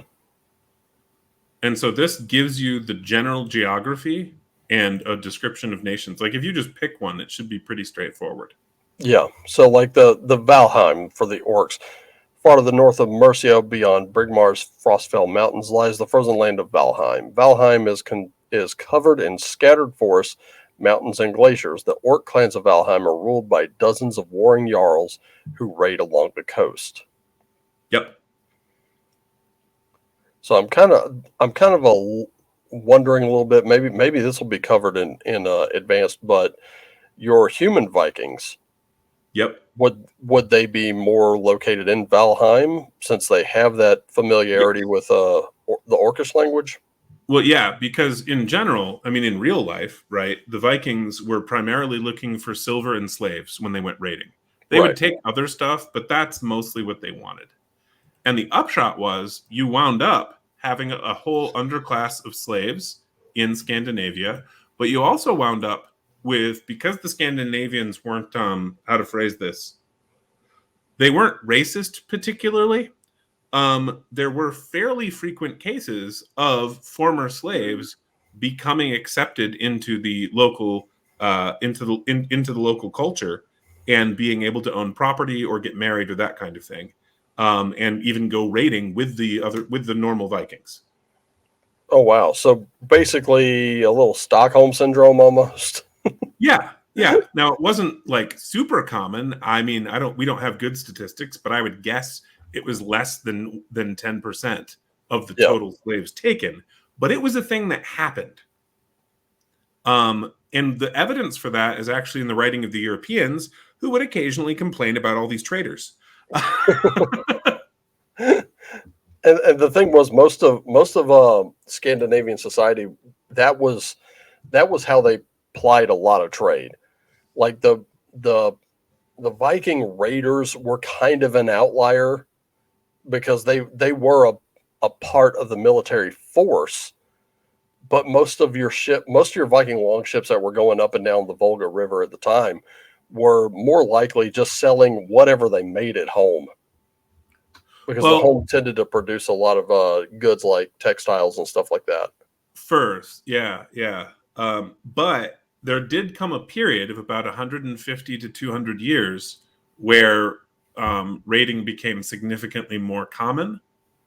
And I suspect that was partly environmental. Yeah, I was going to say Little Ice Age kind of tipped that off. Yeah. Where the farmland in the north wasn't as fertile, and so there were some issues there. But also because the things that they craved, they didn't have a lot of in their own country. Mm-hmm. And so there was an element of greed as well, I think.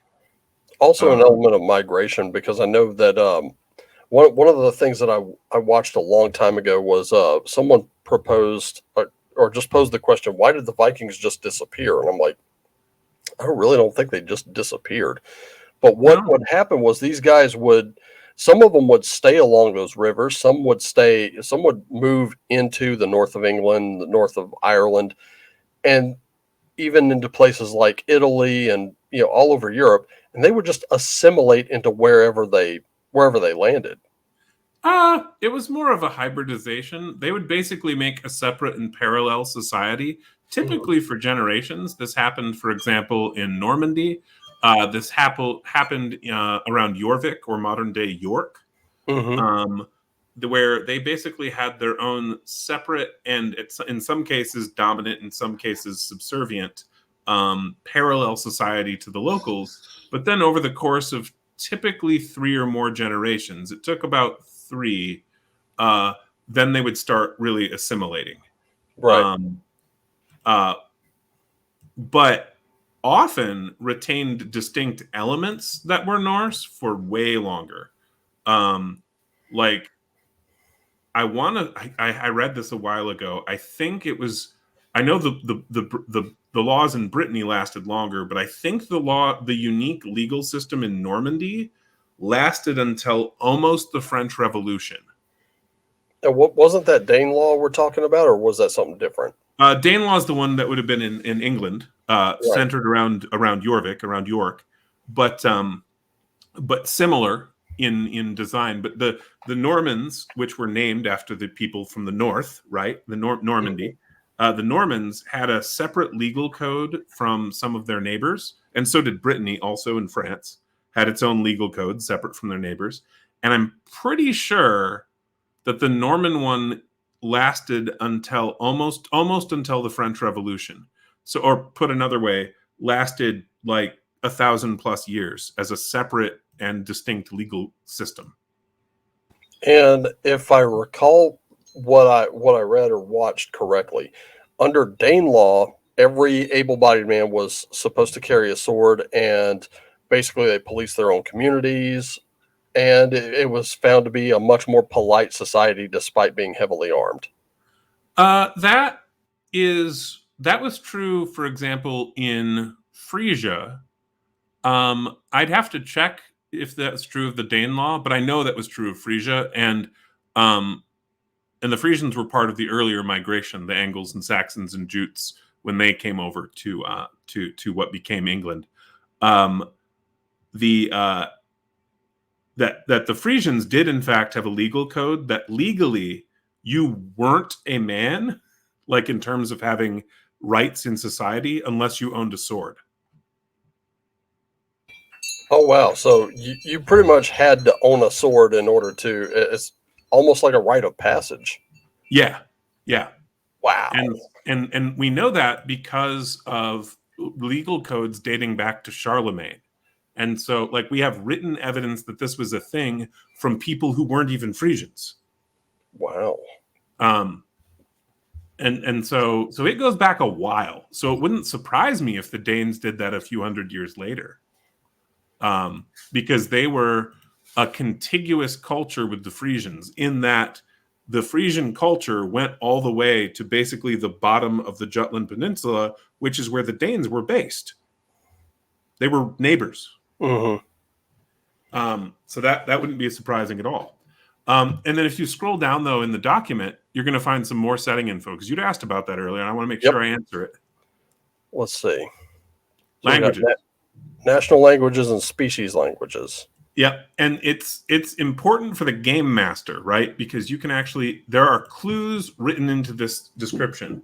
So the national languages almost all use the Old Tongue alphabet, because Hmm. in real life, almost all the European languages, not all, but most of them, used the Latin alphabet, even when they didn't speak Latin. And so we borrowed this same idea, that they stole the alphabet.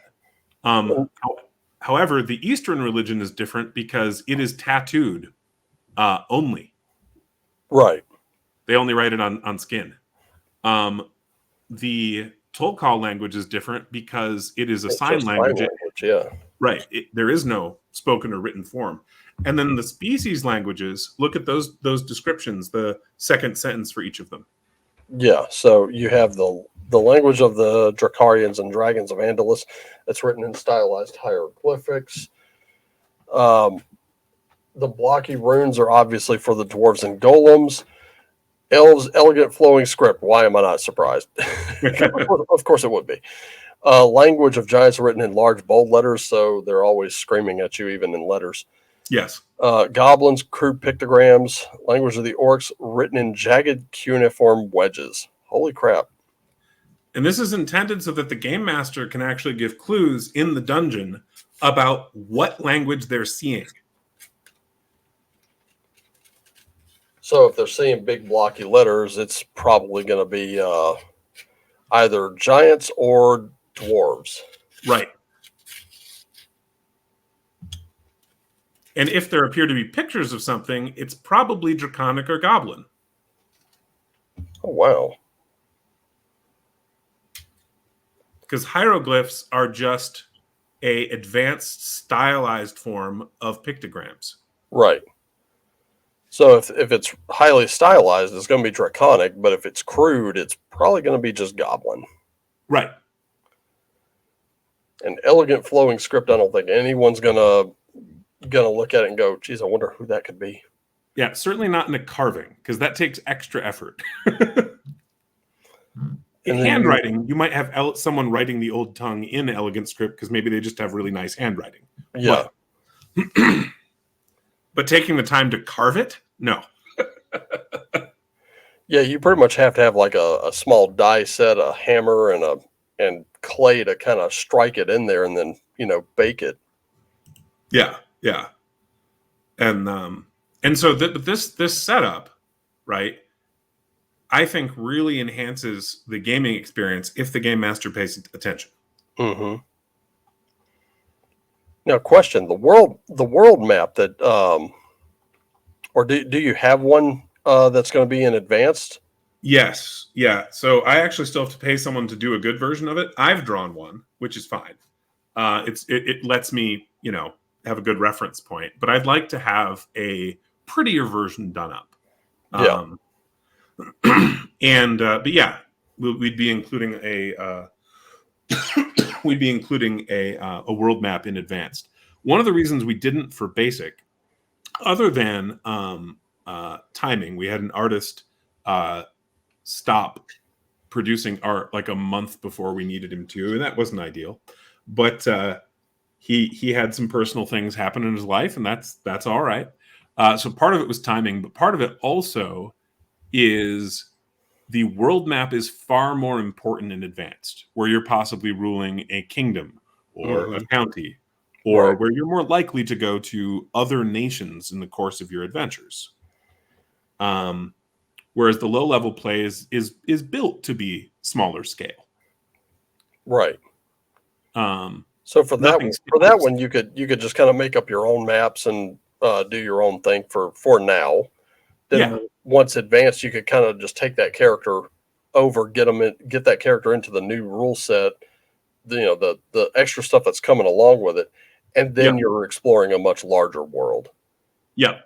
And nothing stops you from doing that at low level. Like we give you enough content, like the name of the ruler, the government type, the terrain. Like you can do it without it, if Yeah, you want to. And then, oh, that is a thing in advance. So here we only include a basic version of the sailing rules, whereas advanced it's going to be a chapter. yeah, I did see those. Let me see if I can go back here, because Page if I'm right 39, there, top of page 40. Yep. right there. So 39 sailing. This is a skill that I took on, Yep. and at the start of our adventure with our newly created characters, we had the story was that we had booked passage onto a ship. It was more like a cargo ship, but they did have some extra room. We're like, hey, we'll pay a little extra. Oh, And and then for clarification, this is the second campaign. This isn't Sir Mhm, Arthur Royce. right. So we are awakened in the night to horrible screams and sounds coming from above, and we're like, uh oh. So we suit up, get out there, and the entire crew, save for us, is killed. And I'm the only one with any kind of like sailing experience. I think Brian's character was the only one with any astronomy experience. So Yep. the two of us had to kind of put our heads together. And then it took a while for us to reach a place where we could safely dock and then go looking for more people. Yeah. I think Yeah, it did. both of which we lost, I think. You lost 2 out of 3. You still got one Two out of left. three. Okay. So we do still have a third one.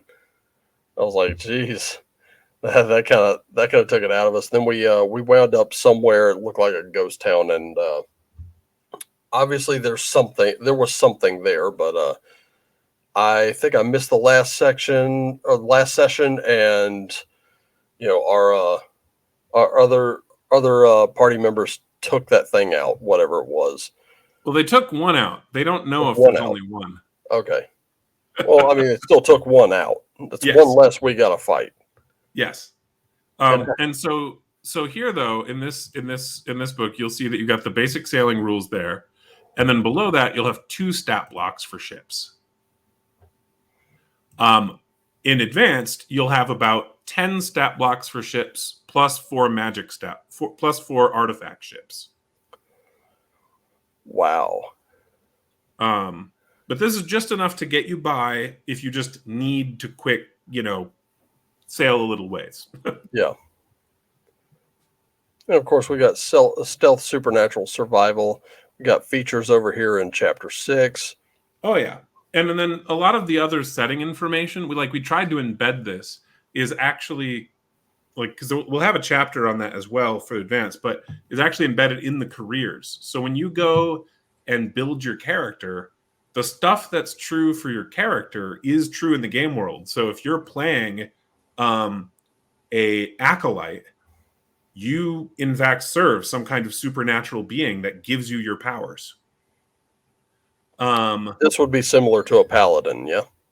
No, the acolyte's more like a druid or a cultist. Okay. Whereas a crusader is closer to like a paladin.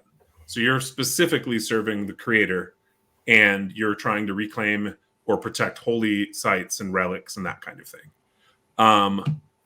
Or a deep delver is someone who spends a lot of time going in ancient ruins, underground caverns, and other exotic locales. And then there's, of course, let's see if I can find it here. Here we go. The Viking. A Viking is usually a member of a clan or tribe of northern raiders. Serves as sailor and warrior. Vikings are infamous for their brutality in battle and personal bravery. Yeah, you're not going to scare them very easily. Yeah.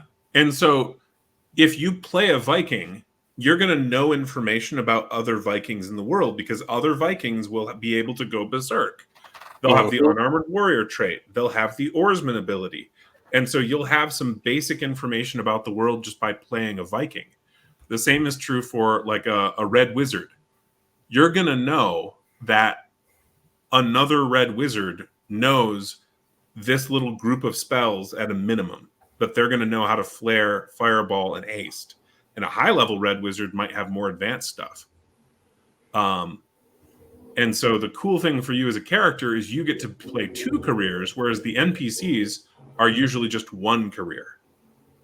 And so that's one of the things that makes you stand out as a powerful hero. That is awesome. But that way, even if you've never played the game before, you start out with a little bit of information about the game world just by building your character. That's one of the things I've prided some games on is just their method of character creation. Like personally, I think modern Call of Cthulhu, when you play Alone Against the Flames, it literally takes you through character creation as you're playing, so you get an idea of what those stats are, how your character fits in that world. It doesn't matter which character you select. You'll kind of find where those strengths and weaknesses are, and you'll be a little better armed for like going to a table. And this is going to be my absolute last question about it. And then, the floor is all yours because we got about like maybe 7.5 more minutes here. Sure. But are there any plans to do a solo campaign or an introductory campaign with this? And as for the rest, I'll just let you completely take it from here. Well, if by a solo campaign you mean playing a game just by yourself, I would encourage you not to. Even if you only played with one other person, I think you're going to have much more fun in general in RPGs. And if you are having trouble finding someone to play with, as I mentioned before, I'm happy to set up a test game and demo it for you. But that being said, the advice that basically we have a chapter on game master advice, and that chapter will be expanded and advanced.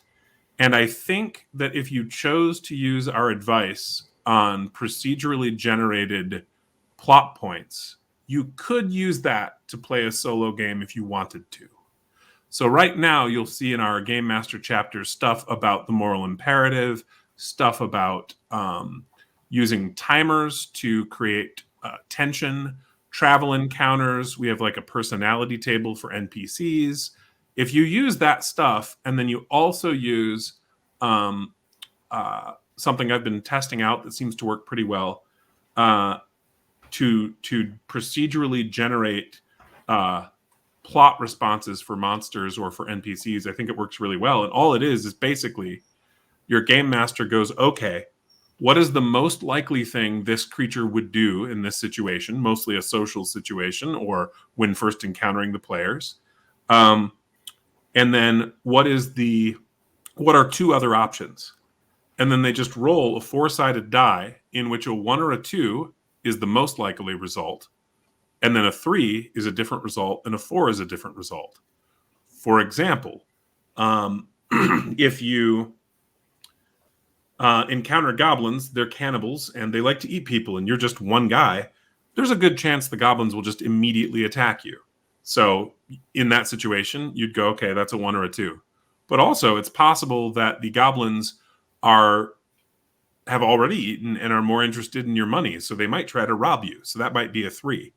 And on a 4, the goblins have other concerns, right? And so they might behave very differently towards you. You can use this kind of thing to procedurally generate quite a lot. It's much better if you have at least one friend playing with you, and I'd encourage you to get a full group, as role-playing games are social games by nature. But you could definitely do that for a solo or a small party. Now, as far as the table stuff goes, though, now we have tables that can generate thousands and thousands of items for treasure. But we also have a travel encounters table that you're on right now there, Raven. The travel encounters table, that will be expanded in advanced. So this is a simplified version to let you play with the monsters in basic. In advanced, each of those terrain types will have their own column. So you see how like desert and grasslands are combined? Yeah, and forests and swamps and mountains and underground. You're actually going to set them by desert, grassland, forest, swamp, mountain, underground. Exactly. Right. And do you see how it has, there's exploding dice at the bottom, where if you roll a 20, you get on this other table? Yeah. So we're going to do the same thing, but there will be a second additional table. Oh. Oh, nice. Especially with number 6 here. 1d4 vampires. There's a 50% chance this includes a vampire lord. Yeah. So basically, even with basic right now, the like for solo play, I would want to roll up at least 3 or 4 characters myself. Yeah. And then play that way. Yeah, similar to the way Four Against Darkness does it. The only difference here is I don't see that, like, there's probably only one thing I would really, really need, and that would be like a table for just, terrain or weather, just to, especially if I'm doing overland or even like rolling a dungeon. I could combine this with John's Blue Dungeon Geomorph book and then roll dungeons from there. Now, Obviously. offhand, I have to look because we have, so if you look under general rules, page 6, roughly. Under game rules. Yep, game rules. And then scroll down. You're going to see a heading called general rules just under the picture of the vampire. There we go. Look at bad weather. Bad weather cuts travel speeds in half and prevents characters from sleeping or taking a full day's rest unless they have adequate shelter. If the GM wants to randomize the weather each day, roll a 1d4 on 1 to 2. The weather's fine on 3. The sky is overcast on 4. Bad weather appropriate to the region sets in. This could be anything from a blizzard to a thunderstorm. You can also use 1d8 to randomize wind direction on an 8-point compass. More detailed rules are included in Horde Wars Advanced. Yeah, so we have enough if you want to randomize weather just to do it there. Yeah, okay. Yeah, that makes sense. And, oh, thank goodness. Here we go. Carrying capacity. So you have included encumbrance in here, which I knew about that because I'm constantly shuffling things and I'm getting more things than I can handle at times. So I've had to store some of them in that keep that we took. Yep. At least under Arthur Royce, under my created character, it's not so much of a problem. He really doesn't have much right now. Makes sense. But final thoughts. I know John also did the is this John's cover here? So John did the cover, and he also did the map for the adventure in this book, and he did the cover for the next book. Let's see, the adventure in village. So that would be this Yes. map here. Yep. Oh, cool. Okay, so John, the basic expert, we just interviewed him for his Kickstarter, which is successful, and I'm hoping it's making his self-described imposter syndrome go away a little sooner rather Yeah, than later. I hope so too. He is. I mean, both of you have written really excellent games. I'm, of course, when I'm talking about that, I'm talking about you write Horde. You come up with Horde Wars. He's come up with Cow Punchers and Atomic Punk 2160. Makwita, which is a new game. And Yep. of course, we got Vic, who has written the same book about 4 different ways, and I've bought it every time. Yeah, that's true. I do have a couple things otherwise to say right now that may not remain true forever, but right now, Horde Wars is one of the top sellers on Big Geek Emporium and is the #1 rated game. And Raven, if you haven't given us a rating on there, please do. I will. I will. And congratulations on that, by the way. Thank you. And then as far as the game system, if you like Horde Wars, if you buy basic and you like it, not only are we working on the advanced version, which is actually almost all done. I pretty much, like, as far as rules go, it's basically formatting, and I have to rewrite some setting information appropriate to the formatting. Right. And then a couple tables I still have to do. But other than that, it's good to go. So it's really artwork that we're waiting on. But if you like Horde Wars Basic, if you buy it and you like it, not only do we have Advanced coming out, we're also working on a superhero game called The Heroes of Franklin City, and we're also working on a as yet untitled sci-fi game. And we have active playtesting going on both for Horde Wars Advanced, although that's wrapping up, and then we have 3 or 4 groups actively playtesting the superhero game starting last week. Cool. And we're trying to get at least 1,000 hours of playtesting in within the next 18 months on that game because we've found that incredibly valuable for making Horde Wars a good and fun game to play. Yeah, it makes. And on top of that, we've been able to we've been able to find things that maybe worked really well, some things that just maybe didn't work as well, and things like that. So all of Right. this, before it ever hits your table, ladies and gentlemen, it's being tested, and these products that we're trying to put out there, these aren't just some run-of-the-mill game that someone is trying to make as a vanity project. These games are being created with a lot of care by gamers for you guys gamers. So I would suggest highly getting yourself a copy, at least in PDF. Personally, I know when the next print run comes, I'm down. I want one, like, badly. Sure. Yeah, no, I can do that. One thing though with the print run, we tried 3 different printing styles, and what we found worked the best is a little odd. It's a spiral bound. That went over really well at a convention, and we sold out, which is good. Now you're talking like actual spiral, not the comb spiral. Correct, not comb bound, spiral Okay, bound. nice. Yeah, and part of the reason was that people liked it is it lays flat. Yeah, I do love a book that lays flat. And then also pricing wise, I mean, that lets us go significantly lower than if we were doing high print quality hardcover. Yeah.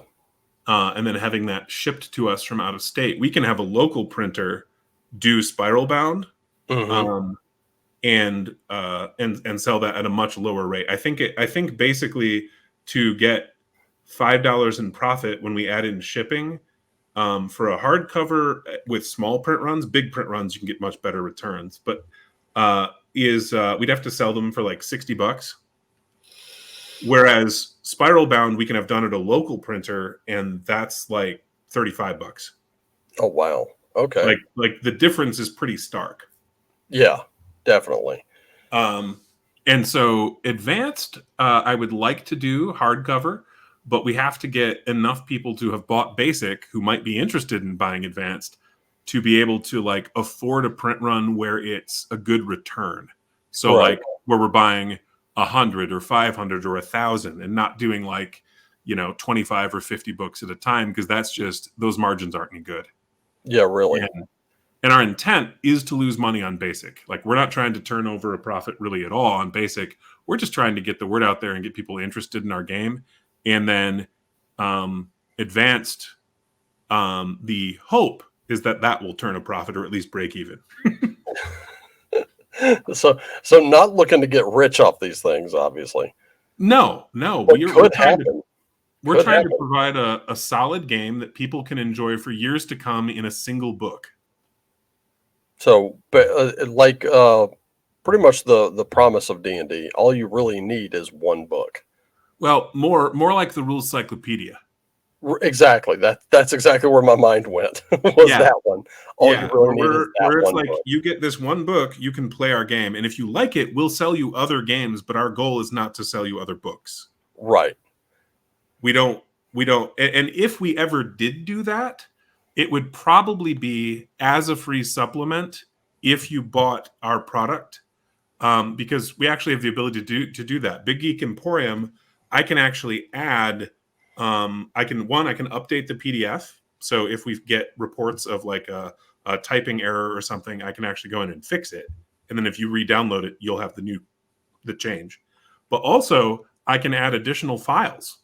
And so if we ever decided we were like, yeah, there's this other career we just really think is awesome and we should add it, we could do that and give it to our current purchasers for free.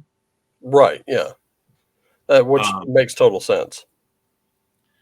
And so that's what I would rather do. I want people to have a game that they can play for years and not have to keep wasting hard-earned money. Yeah, which I got to say this, like, playing D&D back when I did, that was the biggest uh plus side for me was, especially today when I tried to play like MMO RPGs on my PlayStation or something like that, you get these kids that had like zero respect for anybody. And it's one of the main reasons I shut down on that. I don't play them as much because I remembered, back in the days where I played D&D, Vampire the Masquerade, whatever I was able to play, which wasn't much. And I remember there was a mutual respect around the table, and if one person was just, decidedly getting out of pocket every time, I've told that story about the one problem player we've had where he just ended up excluded. He was shown the door. And that would fix a lot of the problems at the table. It wasn't so much the rules lawyer, it was always that one player who just played to win, even though it wasn't a competition. It was like, geez, dude, come on. But that was the upshot of playing these types of books, was really all you need is just the core rules, maybe a bestiary, and you could just go back and play that one for 40 years, making up your own stuff as you went along. Well, I mean, that's the best part. I mean, you see a bit of it in basic, but advanced too, you have a bestiary the size of the monster manual in terms of the amount of creatures, like from Pathfinder or D&D. Yeah. Now, basic, it's less, but that's because we're trying to be somewhat level appropriate. There are monsters in there that should slaughter you all intended as high-end challenges, and that's fine. But in general, we're trying to be somewhat level appropriate, levels 1 through 4. But in advanced, you're going to have I don't remember, something goofy like 200 different monsters and beasts to fight, maybe 180, somewhere in there. That's actually comparable or more than those monster manuals. But we also have the character creation stuff, and you can build literally 400 unique combinations of careers. 400, if you want to think of it this way, unique classes with our game system, whereas in D&D you get what, 12? Yeah. Like we're actually packing in a lot more content in the space. And we're also formatting our PDFs. I don't know if anyone has noticed, we format our PDFs so that if you chose to print out your own copy for personal use, it's formatted to work that way. It's not covered in a bunch of extra ink that will mess up a black and white print if you choose to do one. We would prefer you not pirate our books, of course, but if you decide you want to print one out for your own personal use, we support that. And there it is. There's one of the reasons I love this hobby, and I'll talk about it till the day I die. Is there are just, even though there are people in this hobby that just use it as a cash grab, looking at you wizards, there are of course other independents out there that are willing to do whatever it takes to get you to play these games, and they certainly appreciate your business a lot more than most of these other corporate publishers. Oh, for sure. And then one other thing. Now, I don't know if you want to do this later or as part of this recording, but let's do it now. I would like to set up a promotion at some point for our 100th purchaser. We're not quite there yet, but I don't know what do you think would be a good incentive, something to put on social media that people would like and that we can obviously reasonably deliver. Like, I can't give them a copy of Advanced Ahead because I'm not done with formatting. That's a really good question. I will think on that one, because I'll definitely sleep on it. Because what I was thinking was maybe, especially since most of the guys that we've been playtesting with have already bought it, maybe what we could do is invite them to come play a game with our test group. That would be pretty cool, yeah. So just a thought, and then if you have a better idea, let me know. But in the next week or two, I'd like to get a promotion going on that because I think, one, that should help with sales a little bit, but two, I think that's just cool. Like, I heard back in the day that if you had a rules question for the first several years of D&D coming out, you could literally call Gary Gygax and he would answer. Yeah, I remember. I don't know if it was Secrets of Blackmore, but it was one of these documentaries on the game itself. They were saying like a GM would be running the original white box D&D. The DM would make a ruling, and because I guess it was like one of those things where there was no rule specified for that particular situation, so the DM would have to make a ruling. This was a very rules-light game, people. And the player, if they didn't like the ruling, could write to Gary Gygax, get that response letter, and put it right in front of their DM and say, you made a bad call. and so AD&D was supposed to be like the most frequently asked questions addressed for all of that. Right. And so from our end, if you want to arrange a game, a demo game with us, or if you have questions about the rules or about the system, reach out to us, my co-author Nate or I, at hordewars@blackwallgames.com. We're happy to respond. Now, we won't respond in the first 2 minutes. We don't like sit on the email account waiting for you, but over the course of a few days, we'll respond. Yeah, give them time. But anything else that we've left on the table that you wanted to discuss? Not as far as Horde Wars, other than just, I really appreciate it when people buy the game. The more like retweets and advertising of that sort that we can get on various social media platforms, the better. Because Nate and I are not made of money. I'm crippled and work part-time as a result. And Nate is trying to get tenure as a professor at a college, and so we don't have all the money to pour into advertising. And so any help of that kind is very much appreciated. And Raven, thank you very much for your help with that. Oh, no problem, man. Hey, like I said, when I started playing this game with you, even without a book to reference, like the PDF that I've shown here, it was still so easy to get into and a lot of fun to play.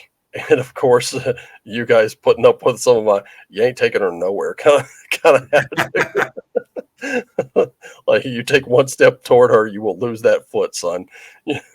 Put the sword back in your scabbard and stand down. Hey man, that's in part what the influence skill is for. Exactly, and thank goodness it worked.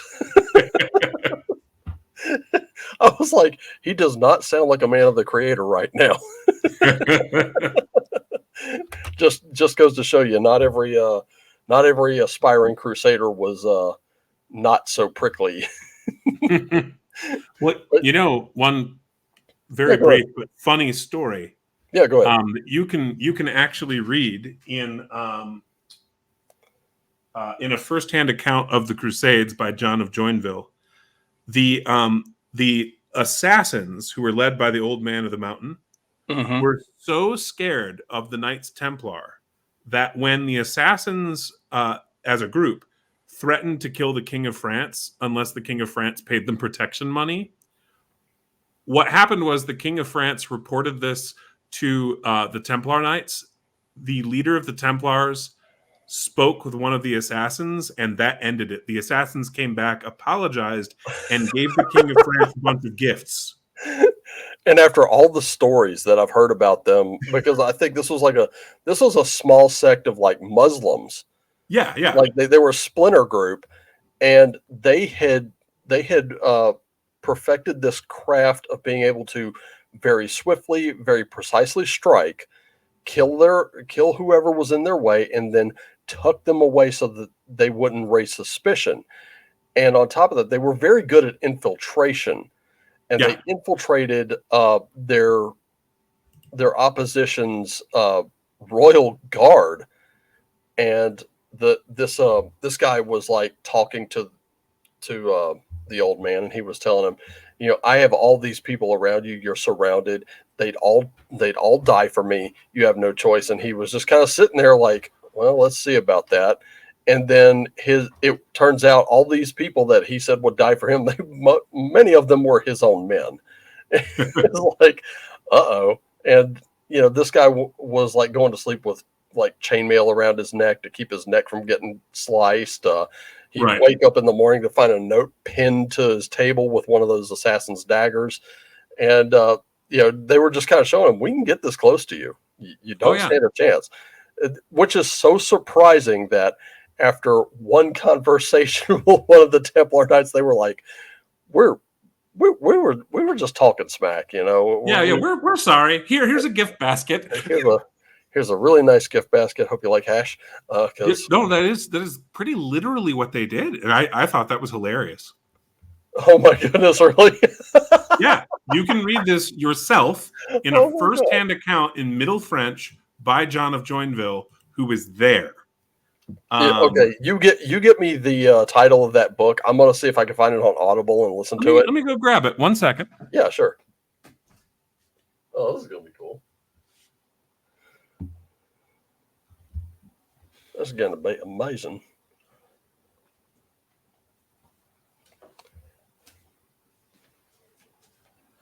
So one of the printings is called Joinville and Villa Hardouin, Chronicles of the Crusades, and that's actually two books, one by John of Joinville and one by his like uncle, I think, bound together. But Oh wow. it's a Penguin Classics translated into English from Middle French. Oh, very cool. Okay.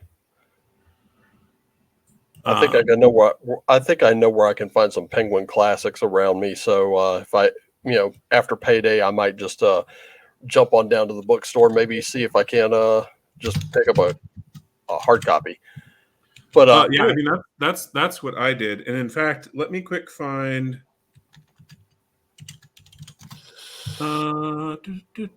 images. Yeah, here we go. So Amazon.com, $19. oh wow, okay, very cool. All right, so I'm gonna go ahead and get out of here, throw some food down my throat, and Similar. Let me. I'll send this to you in the private chat, so you can just copy the link. Okay, very cool. Well, actually, I'll just click it because it'll take me right to it. There we go. Oh, that's not bad at all. Very cool. Yeah, and so I some years ago I started reading some firsthand accounts of the Crusades, and this one was pretty highly recommended, and I was like, sweet. Plus, it's 2-in-1 by people who were there. Very cool. All right.